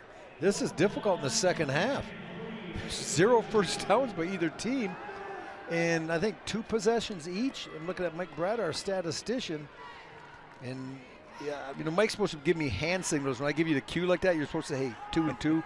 But yeah, it's tough right now. You're going to see that same formation. It look like they're going to be in shotgun and go for it, but it's going to be the pooch. And you see Gabe King, the defensive back, is at a safety. He's got to kind of come up. As soon as the quarterback moves, he's going to bail. There it is. Good punt. And a good roll. Goodness. All the way down to the 17-yard line. Good job. They moved a little bit later into the pooch position, and Gabe King, the safety wide receiver, could not get back in time to catch that, and you can see the yardage. Last time they got it near midfield, this time inside the 20. That's a 51-yard net punt because no return. Now a message from your Southeast Michigan Ford dealers. Returning AZ Plan lessees can order an F-150 today and lease it for $299 a month for 24 months. Only at your Southeast Michigan Ford dealers. Think Ford first. You saw that F-150 right there, good-looking truck, and then you saw the linebackers for Traverse City St. Francis. Joey Donahue, Garrett Hathaway, those are truck kind of guys. They hit like one anyway. 1st and 10 for Jackson Lumen Christi. Derrick Walker with some shake to get past the 20 to the 21-yard line. Oh, and that's a great play, staying ahead of the chains. That's really the best first down play they've had in this entire half. They being the boys in white right there. Jackson Lumen Christi. Let's look at Joe Lathers getting the play.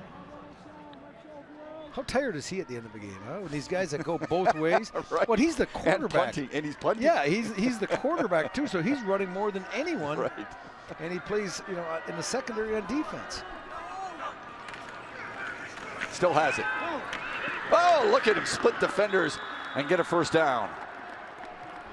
That's a good, tough run right there by a big quarterback. Listen to the popping of the pads here in Division 7 on this play, a gain of 8. A little different play, too. They ran midline veer. It's the first time I've noticed it. They may have run it before, but it's the first time where they're going to fake it. And you can see the collision. And Joe Lathers, I like that. Take the initiative as the ball carrier. Deliver the blow, don't receive it. Offset eye and a toss sweep to Derrick Walker. That's a good run as he balances up and gets a couple of extra yards. There's some emotion that was needed. Derrick Walker, the senior, who leads this team in rushing with over 1,100 on the year, following some big fellas on the right side. Well, Aiden Pastoriza, big number 73, he's to the top in white. Look at the drive, stay on it, stay on it, stay on it. That's so hard to do in space. No holding, kept his hands inside, and then Walker, a little high energy back there, getting his offense going in the looking for the next first down of the half. There it goes. Lathers lowers his shoulder. That's a 1-2 right there play. He gets for first down run. John Hagelstein went for a ride. Lathers lost his helmet. Well, he has to come out for a play now. Tim Crowley is their backup quarterback, number 7. And he will come in, and this, you would think, would be a very safe call here on 1st and 10. Well, it's nice that it is 1st and 10, that he comes in. You can run a dive, you can run something where the exchange is easy. I don't think they're going to put him in a position where he has to be the playmaker. A toss to Walker, looking for the edge. Squares the shoulder as a flag on the play as he gets to midfield. Harrison Shepard forced him out of bounds. Well, we saw Aiden Pastoriza, number 73 in white, have a really nice block on the outside last time. This time, they're going to get caught. Double team, man, that's, you know, kind of selling a little bit. You see the, I don't know if that was Ryelson, 52 in blue. Or was that Ryan Henning? Offense, number 73. That's a 10-yard penalty. Repeat first down. I think that was Henning Newman, 72 in blue, who did a pretty good job selling. And there's the NFL influence. As we can see, when he gets grabbed at all in the NFL, now they flail their arms. It's turning into soccer. Sorry, soccer fans, but when they embellish a call by laying on the ground to show, hey, I was tripped or held. Well, that's what we saw there, and I guess it worked because he sold it pretty strong. I'll tell you what's interesting. They have moved Aiden Pastoriza from right tackle to left tackle and vice versa once in a I think while. they flip him. Yeah. That's the old Bo Schembechler thing. Back in the 70s, he would flip. They have a strong side, weak side tackle where you would flip to the formation. It's interesting. Yeah. Well, remember, they didn't throw a lot. The great John Wangler story is when he completed that 4th down in like forever to Anthony Carter. Then Bo they had to go play action. He said, "Who am I holding?" It was like 4th and 25. But he goes, "We had no drop back, so we had to be a play action fake." He said, like the linebackers were biting. It's a great throw against Indiana, I believe. Here's the rest of our slate for you here on Valley Sports Detroit. Division 1 features Caledonia against the defending state champion Belleville Tigers. Gladwin against Frankenmuth. Why are you circling that one, Bruce? That's the most interesting to me. Really? Them, all these teams. I've seen them a lot. Now, Caledonia is an interesting team coming in. I just like the new blood. These two teams, you got this team of Downhill Thumper, the Flying G's, the Goshawks of Gladwin taking on the Muth. You know, we got Senders, we got Browners. What a great place. We did the game there last year. I gained 10 pounds in one day. They fed us. You sat down, you had chicken and mashed potatoes. Yeah. You never left. When they said clear the plate, I thought they said clear the table. So I ate every dish. Everybody else on the crew wanted to eat with you, and you said no. This is 1st and 20 for Jackson Lumen Christi. Lathers is back in there. Airing out. King wants it. Couldn't hold on, and there's a flag on the play for pass interference. This is pass interference.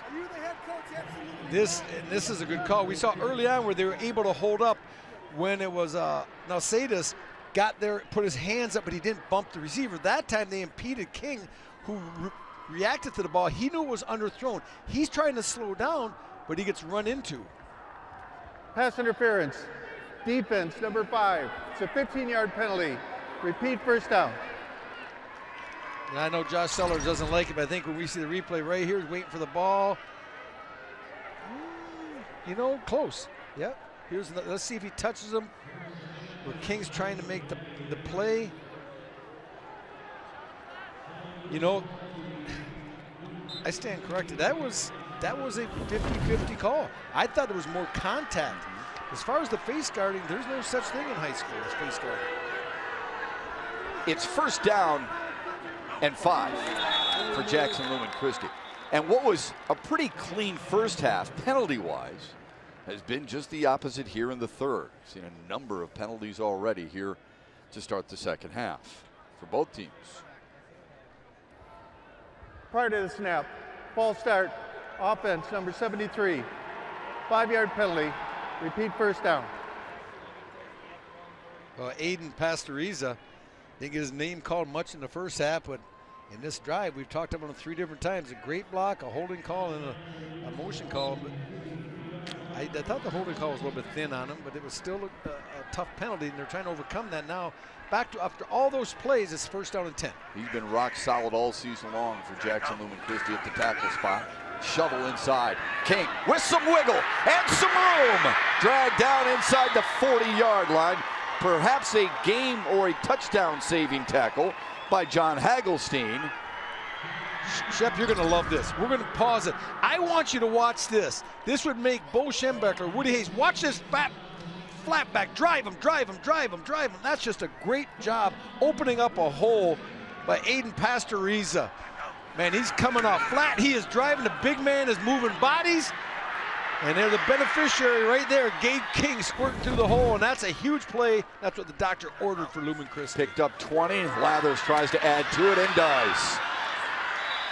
Close to another first down.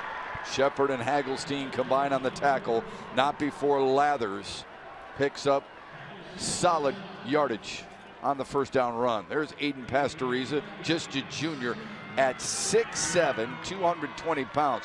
You put some dorm food on him, and he will be an absolute monster. That is a body, you fit the box for every level of football, whether it's Division 3, 2, or 1. They see 6'7", they say, we're going to look extra hard. It's a power forward in the NBA. A leaping dive to move the chains by Davion Franklin. Another first down for Jackson Lumen Christi. It was just the last drive for Traverse City St. Francis. You said, forget about scoring. We're trying to find somebody who can move the chains. Lumen Christi's done a nice job of it on this drive. By far the best. They got a little bit of an in and out. They've hit them with some different plays. The run game's opening up, but most importantly is they're getting better blocking at the point of attack. They're staying on blocks. They're not letting the linebackers of Traverse City St. Francis run free. They're getting helmets on them.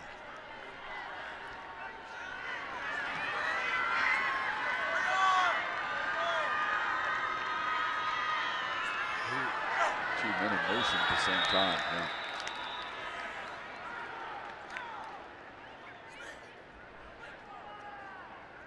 You had Connor Smith going in motion. You had Davion Franklin going in motion. Check. Prior to the snap, false start, offense. Repeat first down. They didn't say a number there because which one is it? Right. That's always got me in when you're an offensive lineman and like your teammates all jump and then you jump too, but the guy in the end sees you jump is like motion 84 off. I'm like, wait, my guys in here moved before me. Why do I get that penalty? It doesn't help when when one guy gives it away and just throws his arms up in the air, right, and says, "What are you doing?" And your contract comes up and Russ Thomas says, "Hey, you had some penalties." I'm like, "No, I didn't." An inside trap give to King.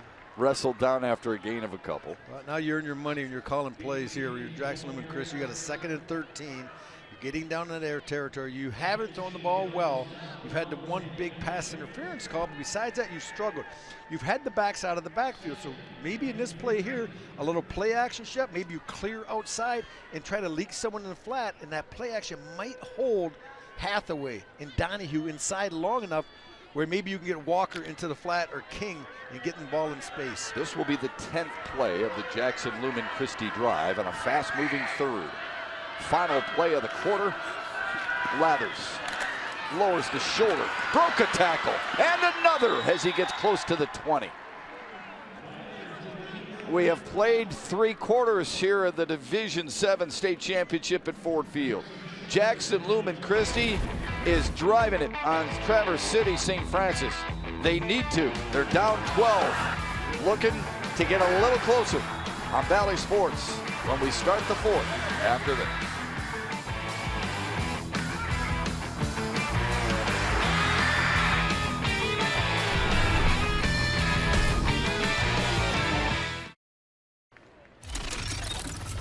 Traverse City St. Francis and Jackson Lumen Christi have been here a number of times, but for these coaches it has been too long since they have won a championship. Traverse City St. Francis leads it 12-0. Welcome back with Rob Rubick. I'm Matt Shepard. Jackson Lumen Christi is starting to drive the football. Why are they more successful on this drive than before? Because they're blocking. They're getting a helmet on a helmet. They're doing a better job of staying on, not letting the linebackers run so freely for Traverse City, or have been making plays side to side. Now they're getting to the next level and slowing them down a little bit, giving their running backs a chance to plant the foot, cut, get up the field, and make some hay. How much does this momentum, if you believe in it, and I know you don't necessarily believe in that, but how much does that help this team both on the defensive side and the rest of this drive here? I think it's the playmaking you're seeing, getting positive yards offensively. It builds confidence. I'm not a momentum guy. I'm a confidence guy, though, Shep. And when you can start having some positive plays where you've struggled to get, it builds confidence, and then they can build on each other. If you were with us at the start, Josh Sellers told his team, look, it has been far too long, 13 years, since we've won a championship at Traverse City St. Francis. It needs to end today, and they're trying to finish an unbeaten season, something that this school has done 4 times prior: 2009, 2003, 1992, and 1974. Jackson Lumen Christi, in the meantime, should they get a comeback victory here today, they would tie Muskegon, Catholic Central, DePorus for 12 state championships, second most in the state's history. First play of the 4th quarter is a 3rd down and 6 for Jackson Lumen Christi. You see they're going outside the pocket to the left. We're going to have motion on King, number 6, a little bit of a wiggle. Couldn't hold his water, Shep. There's a look at him. Gabe King, the diminutive one, 5'6", 165, really good quicks. Nice catcher of the ball, but gets a little bit of a motion penalty here. Prior to the snap, false start, offense, number 6, 5-yard penalty. Repeat, 3rd down. 4th penalty of the drive for Jackson Lumen Christi. King, though, is a big reason on why the drive is still alive. Absolutely, yeah, you got that interference call. He's made some good plays. But it really changes your philosophy. You have 3rd down and 6. You're thinking, hey, we got 4 downs. We can run it twice. No, it might force your hand to maybe get a little bit more creative. And they got man up now. You see him man up across, and there's another motion penalty. This time, they're going to hit number 10. That's Connor Dancer.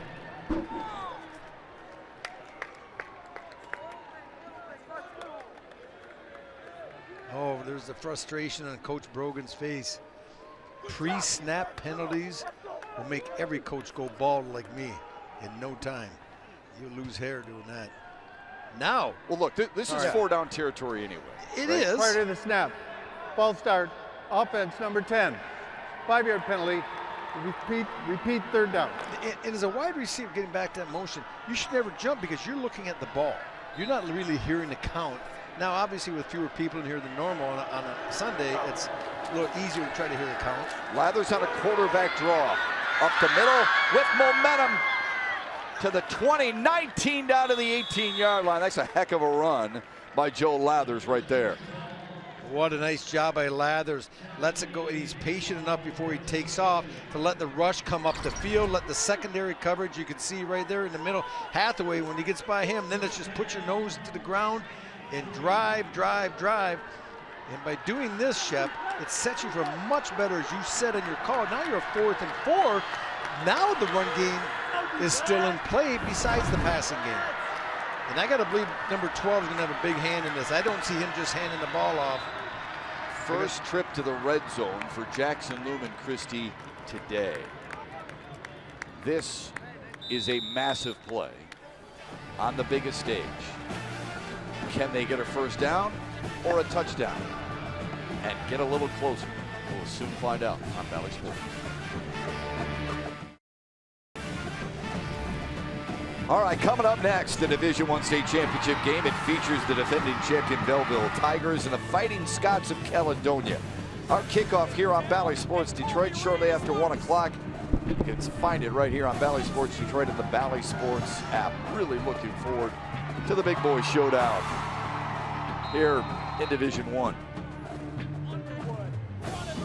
Yeah, that's Bryce Underwood getting in. They got a little lucky. I'm not going to say it.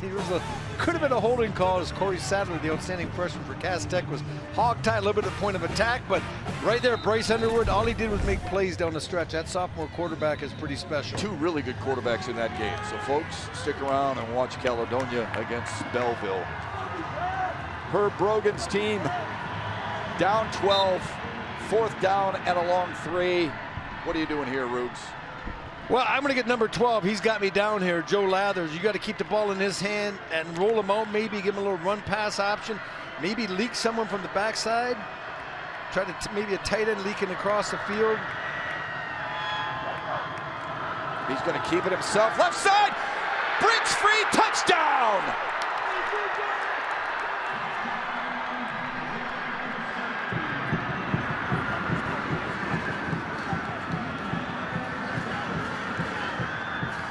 Well, that'll work. Jackson Lumen Christi is on the board thanks to the 18-yard touchdown sprint from Joe Lathers. Yeah, what a nice job by Joe Lathers. We said they're going to keep it in his hands because he's really got you down here on this drive. And after the conversion here, we're going to take a look at it. And this is just a quarterback power. We'll draw it up. And when you block something well, success follows. Andrew Salazar is on for the extra point out of the hold of Tim Crowley. The kick is up, and the kick is good. Jackson Lumen Christi. It took them over 3 quarters to get into the red zone. Joe Lathers on a 4th down and short made it work. This is quarterback power. They're going to pull from the backside here is one, and then they're going to lead through here with the H. So 2 people are going to come through the hole. Let it go. Pause it there. Now look at, you got to block here, you got to trap here, kick it in, and then you got to seal out here. And look what it does. Just beautifully blocked at a point of attack. And Lathers sees it, squirts right through there. When you block people, this game gets easy. But you have to remember that other team is trying not to be blocked. The gentleman in white won that battle. What a job. Much needed. And Jackson Lumen Christi's quarterback, Joe Lathers, knew it. As soon as he hit, the 7 or 8 yard line, he knew he was home free.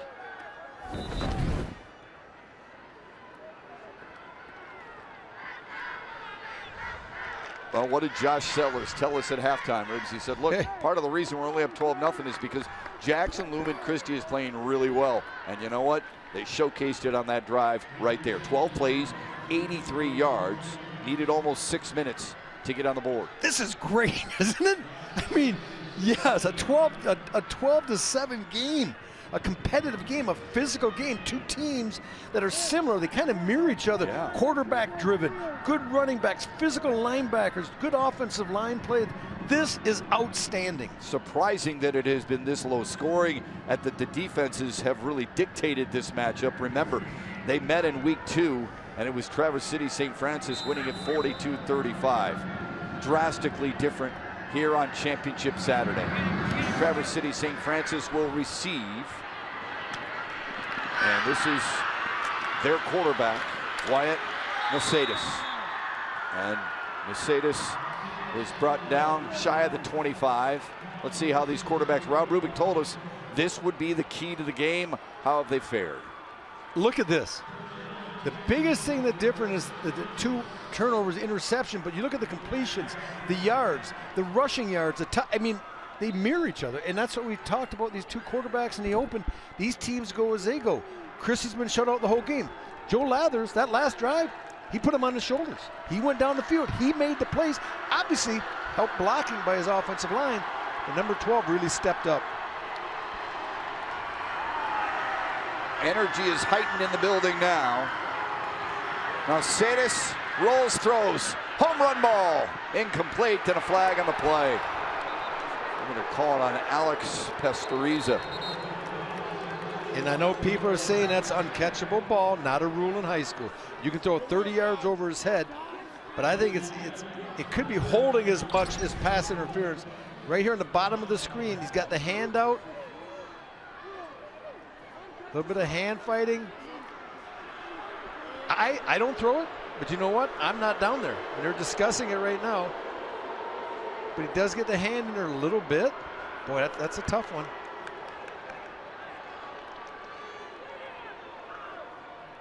Well, I think in a game like this, you got to let them hand fight a little bit. These are elite athletes.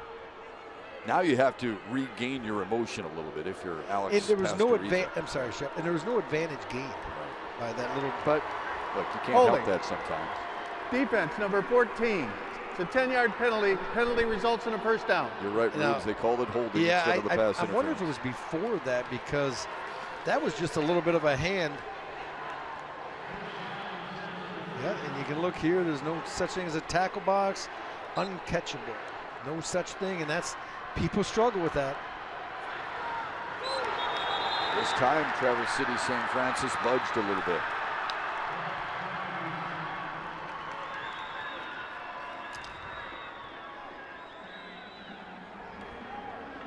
Prior to the snap, false start, offense number 61. That's a 5-yard penalty. Repeat first down. You get a feeling sometimes these two teams can't stand prosperity. You get a holding call, you get a first down, and then you go in motion and just keep and make things more difficult. Now this is a run look. This is a power set for them. On 1st and 15, it's off play action. They'll swing it out to Hathaway. There at Hathaway, rolled over at the 27-yard line.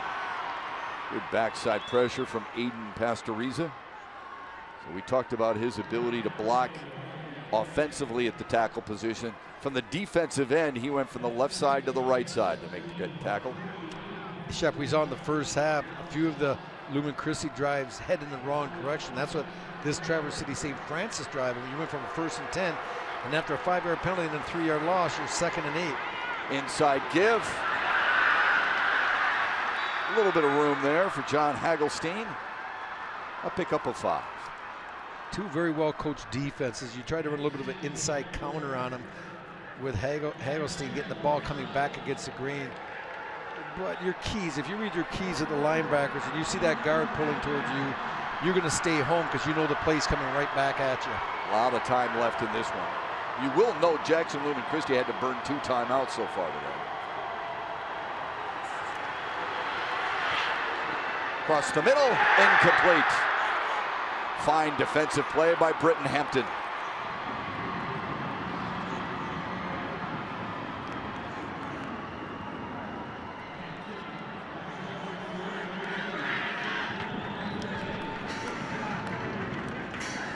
Take a look, walking off the field now, Wyatt Nausatis.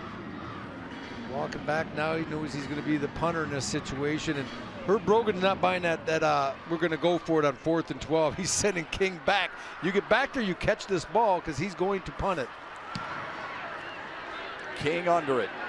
Returnable. Past midfield and into Traverse City St. Francis territory.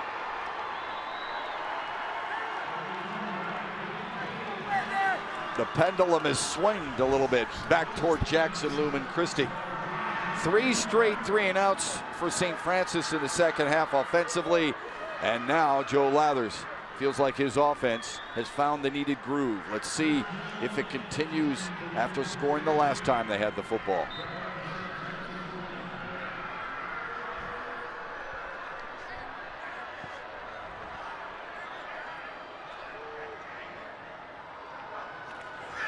Lathers to keep it. Hit hard and dropped. Brian Ralston tagged him pretty good, and he'll feel that in the morning.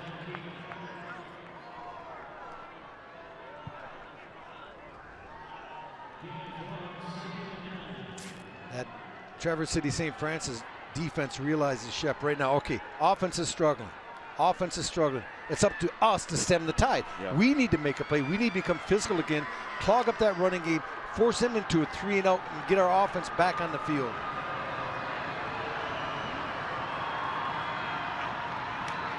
Toss sweep, Walker. Pressure and driven out of bounds. Good pursuit on the part of Harrison Shepard. Came up from the safety spot. You just don't make hay going east and west against the St. Francis defense that runs so well. And there was not a lot there, and Walker thought he could get to the edge. I really thought he should have put his foot in the ground and just outside the tackle box and headed north and south, but he didn't, and now it makes it a big 3rd down and 10. Last time they had a 3rd and long, you remember they ran a quarterback draw with Joe Lathers. Yeah. Let's see here. You see King coming to the bottom. He's going to be manned up with Wyatt Nasadis, the quarterback. Lathers on a keeper with a seam. He's got it broken free, running over guys and being wrestled inside the 15, still on his feet. What a run by Joe Lathers. That's a championship run right there. Well, that's been their go-to on 3rd down, Shep. They just give it to the quarterback and run. This is just an outside zone play with a little bit of lead in front of it. And it's just number 12 saying, I'm not going down. And that's quarterback on quarterback trying to end that play. And Joe Lathers' game in the second half has escalated. He's gone to a new level than what we saw in the first half. And a lot of it has to do with, there was a nice hold there as well by his offensive line. And how about the play calling? 2 times on 3rd and long. Give it to the Q and let him go. Longest play of the day for Jackson Lumen Christi. Walker hurdling his way close to the 10.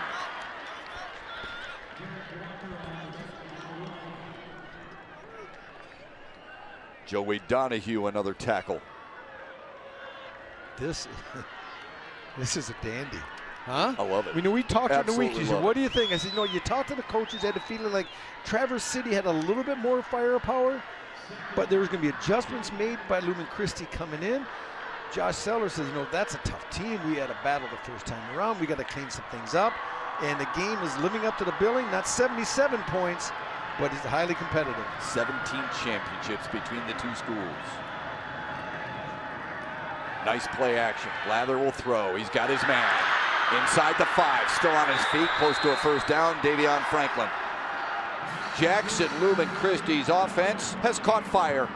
1st and goal. Running on passing downs, passing on run downs. And when you can do that as an offensive coordinator, you keep that defense off balance, and that's what we're seeing here. There were actually 2 guys coming open across the field that time for Lumen Christi, and he got his choice of which one he wanted to go to. Puts him in a 1st and goal now. You can hand it off here, but man, I like the ball in number 12's hands. Heavy set behind Lathers. Walker. Jackson Lumen Christi has its first lead.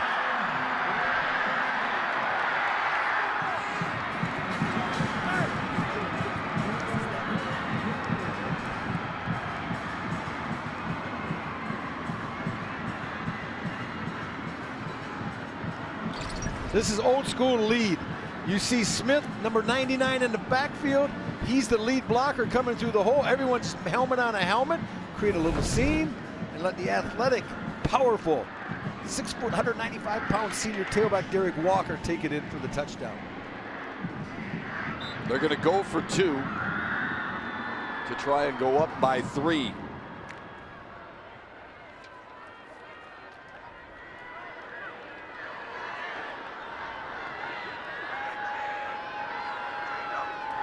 Lathers on a keeper. The will gets him well, does he fumble the ball into the end zone for a 2-point conversion. Well, we could have a review on this one here to see if Lathers was down before he fumbles the ball into the end zone. Let's take a look here from the side. A pretty good look. Right now, not in. He's on about the 2. Let's see if we get him back in our vision.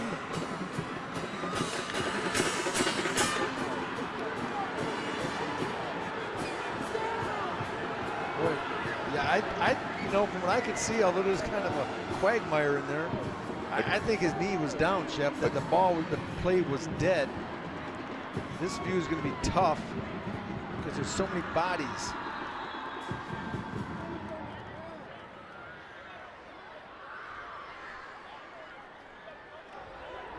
The call on the field is a touchdown.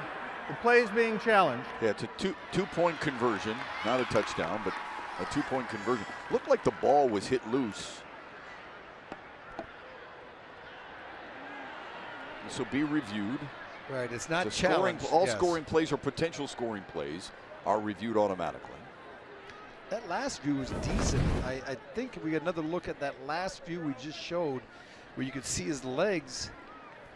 Now in the NFL, with Dave Casper rule, I don't think you can fumble the ball forward. Right. I'm not sure. Right. High school is different, obviously. That's Dave Casper, the former great tight end of the Oakland Raiders. The old, where they kept kicking it in the head. Yeah. I think that was against Minnesota too. Just kicking it forward. No, against San Diego. It was against San Diego.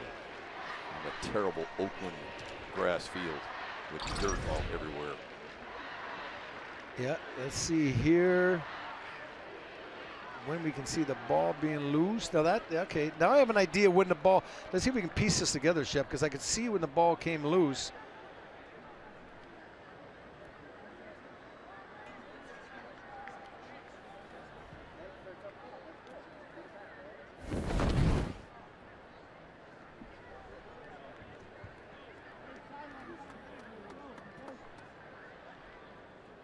Either way, Herb Brogan's team is in front for the first time today.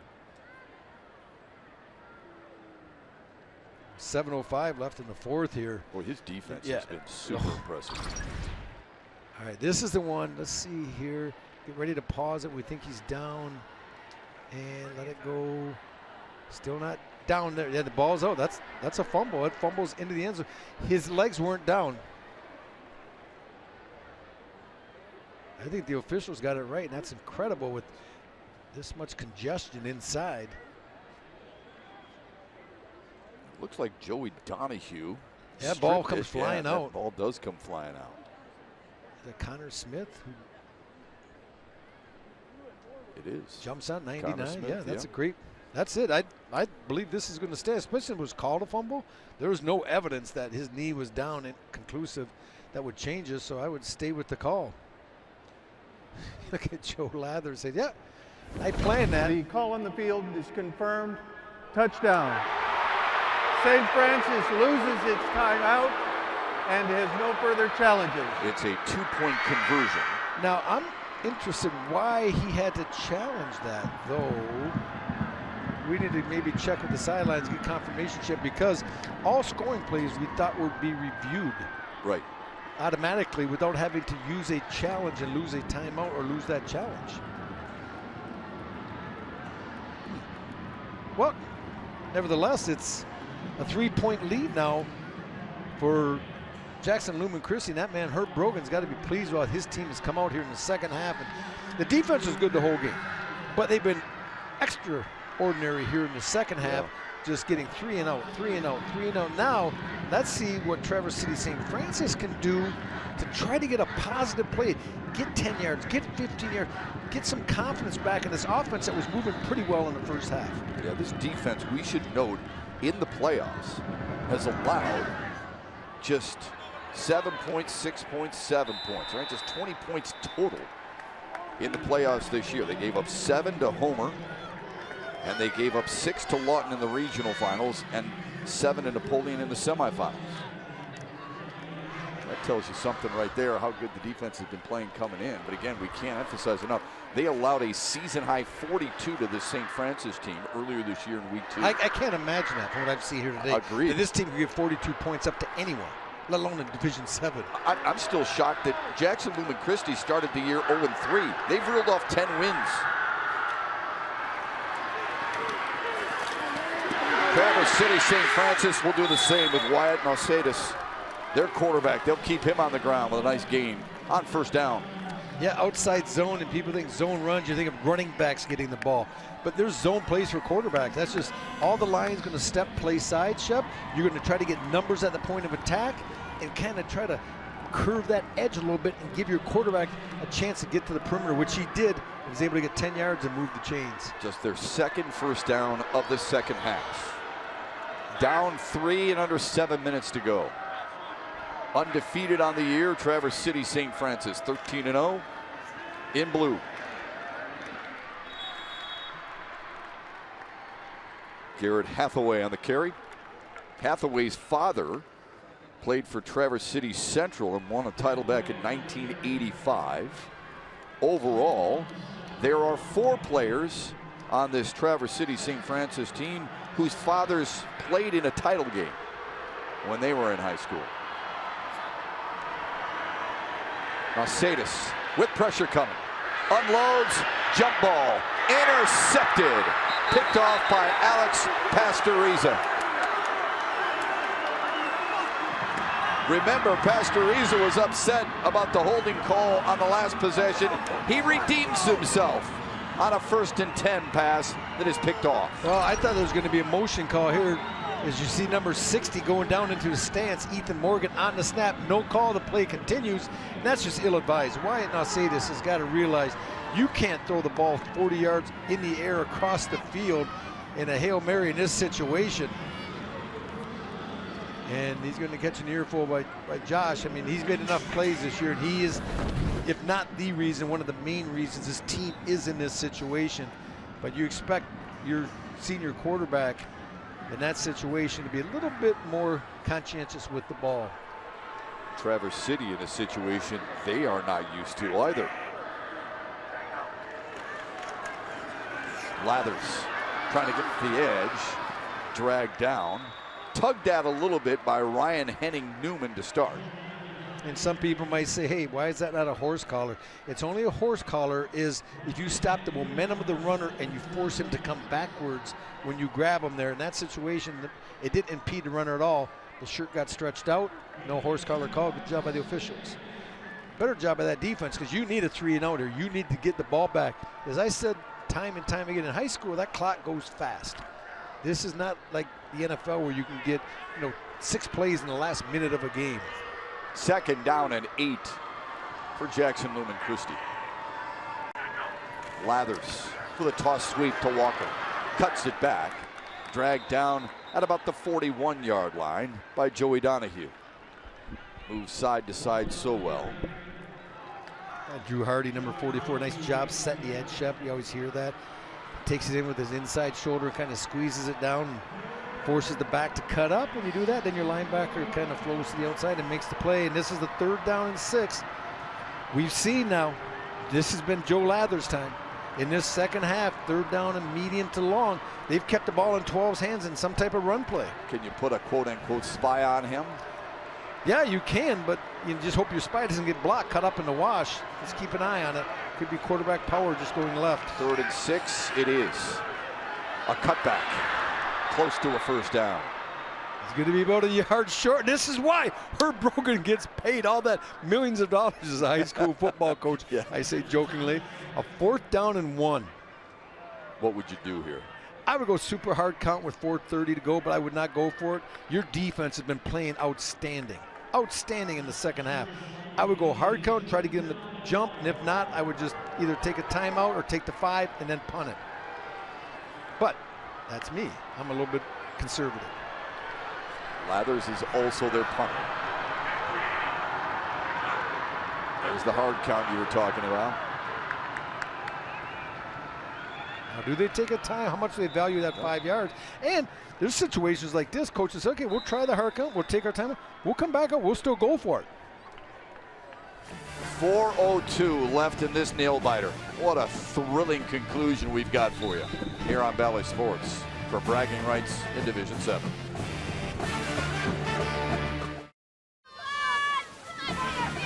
This special presentation of the MHSAA Football Finals on Valley Sports Detroit is brought to you by Figer Law. Nobody knows the law like we do. Figer Law. And by your Southeast Michigan Ford dealers. Think Ford first. Awesome game so far for bragging rights in Division 7. It's a rematch of Week 2 between Traverse City St. Francis and Jackson Lumen Christi. And in that game, Traverse City St. Francis scored more points against the Lumen Christi defense than any team has all season long. They won that matchup 42-35. It's really the only close game Traverse City St. Francis has played all season long, and they played a daunting schedule. They scheduled Jackson Lumen Christi in Jackson They scheduled Lawton. They scheduled Detroit Country Day. They beat them all, and they beat them all rather convincingly, except for the 7-point difference against Joe Lathers and this team. The difference, Lathers did not play defense in that game against Traverse City St. Francis. He is today. He's been a difference maker on the defensive side of the ball, but more so when he possesses the football. Right. And I wouldn't be surprised to see him come hard count again, because now if you're Traverse City, oh, they're really going to go for it. They may just try to hard count you. A turn and a give. Walker. It'll be an interesting spot. Well, the near side official running out has him short. The far side official has him getting it, and it's, well, we see the near side. He has the foot down. Now this could be one that could be challenged by Herb Brogan if he comes up short. That's a first down for Jackson Lumen Christi. So the far side foot mattered, not the near side, because the near side guy from the Traverse City side, he had it just short of the marker. Now I feel he had it. This is not a great view of it, but what a fill though, huh? What a job defensively. That's a huge, because now with 3:50 and counting, and St. Francis with 2 timeouts remaining. I was going to say, that's also a really gutsy call. Lathers with a counter. No, he's going to keep it at the 50-yard line. And that is one big-time collision right there.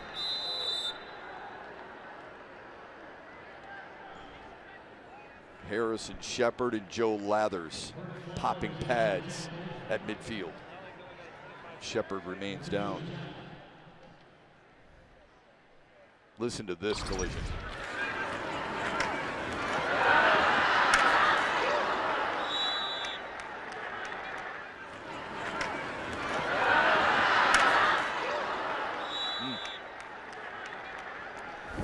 Clutching his left shoulder. They're still looking at the sophomore Harrison Shepard.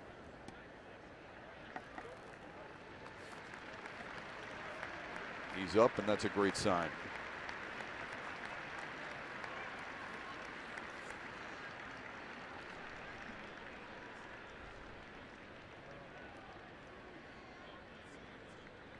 The 6', 165-pound sophomore Harrison Shepard. Tough way to leave this game. Really delivered the blow, but he also received it from the 190-pound QB. But he's had a good game, Rubes. 9 tackles, 1 for a loss. That's a really good game. 9 tackles for a sophomore in a state championship game. A lot to be proud of that young man, and getting a hand from the hometown crowd. But now 2nd and 7. Well, this game kind of has gone the way Herb Brogan wanted it to. He wanted it to be low scoring. He said no one has done that to Traverse City St. Francis all year, but I think we can do it with our defense. Well, he does have 394 wins, right? Isn't that what I saw in that graphic? 394 in 43 years. So not his first rodeo. Yeah. This is not his first time playing a very good football team as he is here today, and not his first time losing to someone and maybe coming back and beating him the second time either. We talked to him on the field before the game. He was very calm, very confident in his club. Up the middle, past the 45, and a first down carry. Davion Franklin stuck his foot in the ground, and that's where leg presses help in the offseason to gain 9. Well, with 2 timeouts remaining now, St. Francis can ill afford another first down, and this game will be over. Just a little inside handoff coming back. The action of the quarterback and the tailback went to the right. Just a little underneath handoff. And Franklin does a good job of just kind of feeling his way through there using his big size. If you're Josh Sellers, you've got 2 timeouts. When do you start considering using them? Right here after this play. You'll use your first one. 2:20 remaining. Lathers still has it. Cuts it up. Good run to get it inside the 35. And there's the timeout. Just like you said, partner, Josh Sellers burns the first of 2 that he has remaining here in the half. Remember, he lost one on the challenge on the 2-point conversion.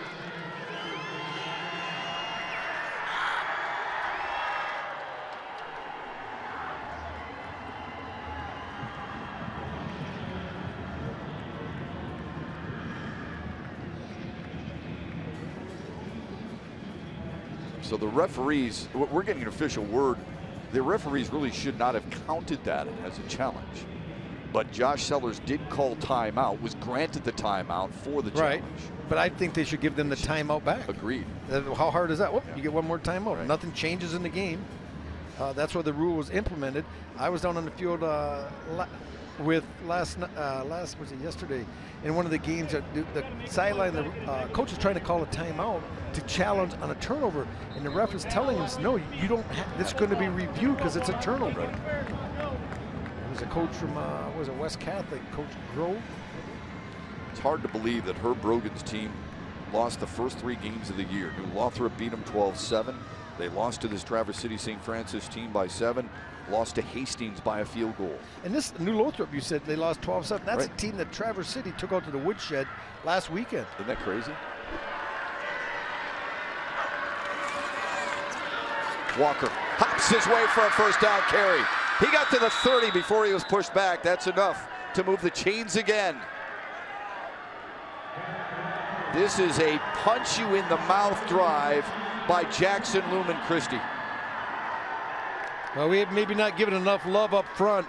But you got Connor Smith and Luke Smith. Connor Berkeypile we haven't talked about. Conkle the center, Cumberworth the left guard, and Pastoriza we've talked about. These fellows have come up to the challenge in the second half. I mean, they have stepped their game up. They're not losing, getting off their blocks. Better job up front, giving the running backs an opportunity as well as your quarterback to control this Traverse City front in the run game. They've been difference makers without question. Lathers still has it. Lowers the shoulder and gets to the 26-yard line.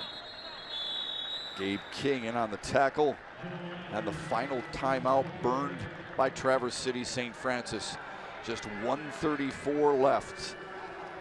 Traverse City St. Francis on the downside of the score. Jackson Lumen Christi on the upside of the score here back in 2018 when they won their last state championship. 42-28, they beat Montague. That was number 11 in that school's storied history. The trophy case is getting full, especially if you bring another one. You know, you hear coaches all the time when they go into halftime, it's 4 quarters, we've only played 2. And everyone, oh my gosh, you hear, it's so true. Yeah, people think it's coach speak. No. But look at this is a perfect example of why it's not. Yeah, well, coach speak is coach speak for a reason, because it happens. Yeah. They've seen it before. It's like cliches. It's, well, yeah, we say that because it's true. And this would be a great teaching tool for Josh Sellers and his staff, saying, hey, listen, you remember the state championship? Yeah. He can use this moving forward with anybody he coaches in the future. He can use this season where he lost the first 3 games of the year. Went to Ford Field and took, in gladiator fashion, down the Gladiators, who are 13-0 coming in. Walker wants it, just wanted it more. Past the 20 to the 19. That should seal it for Jackson Lumen Christi. Only one thing left for the Titans to do. That's take victory position. Let's get a picture of Herb Brogan on the sidelines, because if I know Coach, his demeanor hasn't probably changed very much.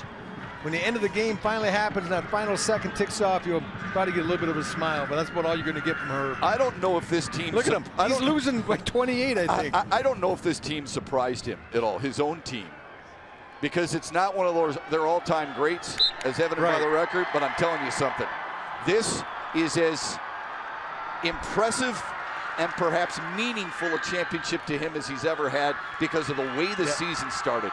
395 is going to be a sweet one for him because, you know, talking to him, I don't say he was playing possum a little bit, but he said, yeah, this is not one of my great teams, but it's a good football team. But, you know, that team we're playing, they're really good. They've got running clock on teams that we've hardly beaten.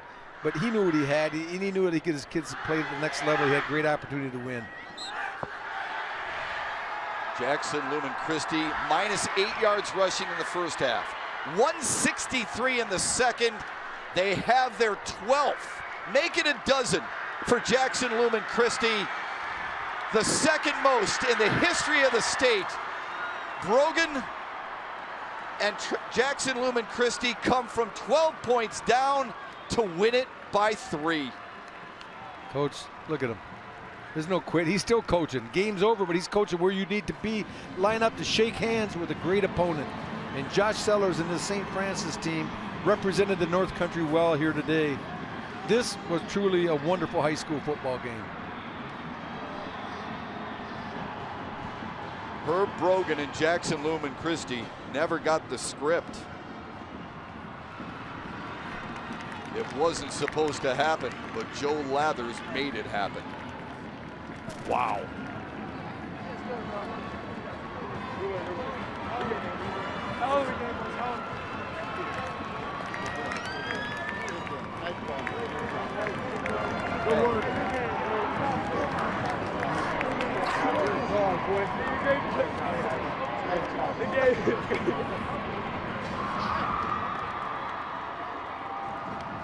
This is a tough one to follow, but Jackson Lumen Christi wins their first championship since 2018.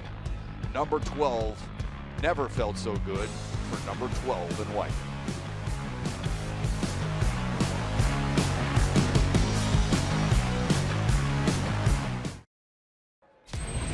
Jackson Lumen Christi's defense kept them in it. Their offense took over in the second half. Struggled in the first half, but then they overcome the 12-0 deficit in the fourth quarter to win it here in Division 7, 15-12. Time for the Menards Big Money moment. Joe Lathers and company with a couple of rushing touchdowns, and then the interception. Redeeming oneself was the case for Alex Pastoriza, who had a holding call earlier, and then the interception to help his club. Time for tonight's player of the game, brought to you by your Southeast Michigan Ford dealers. Joe Lathers. Rubes did it offensively and defensively. And I want to know, of those 115, how many were yards after contact? Because that is a physical quarterback, one of those physical running quarterbacks I've seen probably since Avery Moore at New Lothrop, who's now playing at Grand Valley State as a quarterback. But that man, he left it on the field. Jackson Lumen Christi has been to the playoffs 30 times. They've been to the finals 14 times. And this year, they won their 12th championship in school history. They had to come from behind to do it. And it was as exciting a game as we will have all weekend long. Tough to follow this one up. Final score, Jackson Lumen Christi 15, Traverse City St. Francis 12. For Rob Rubin and our entire Valley Sports Detroit crew, I'm Matt Shepard saying thanks for watching. Stick around. Division I state championship, Caledonia against defending champ Belleville is coming up next on Valley Sports Detroit.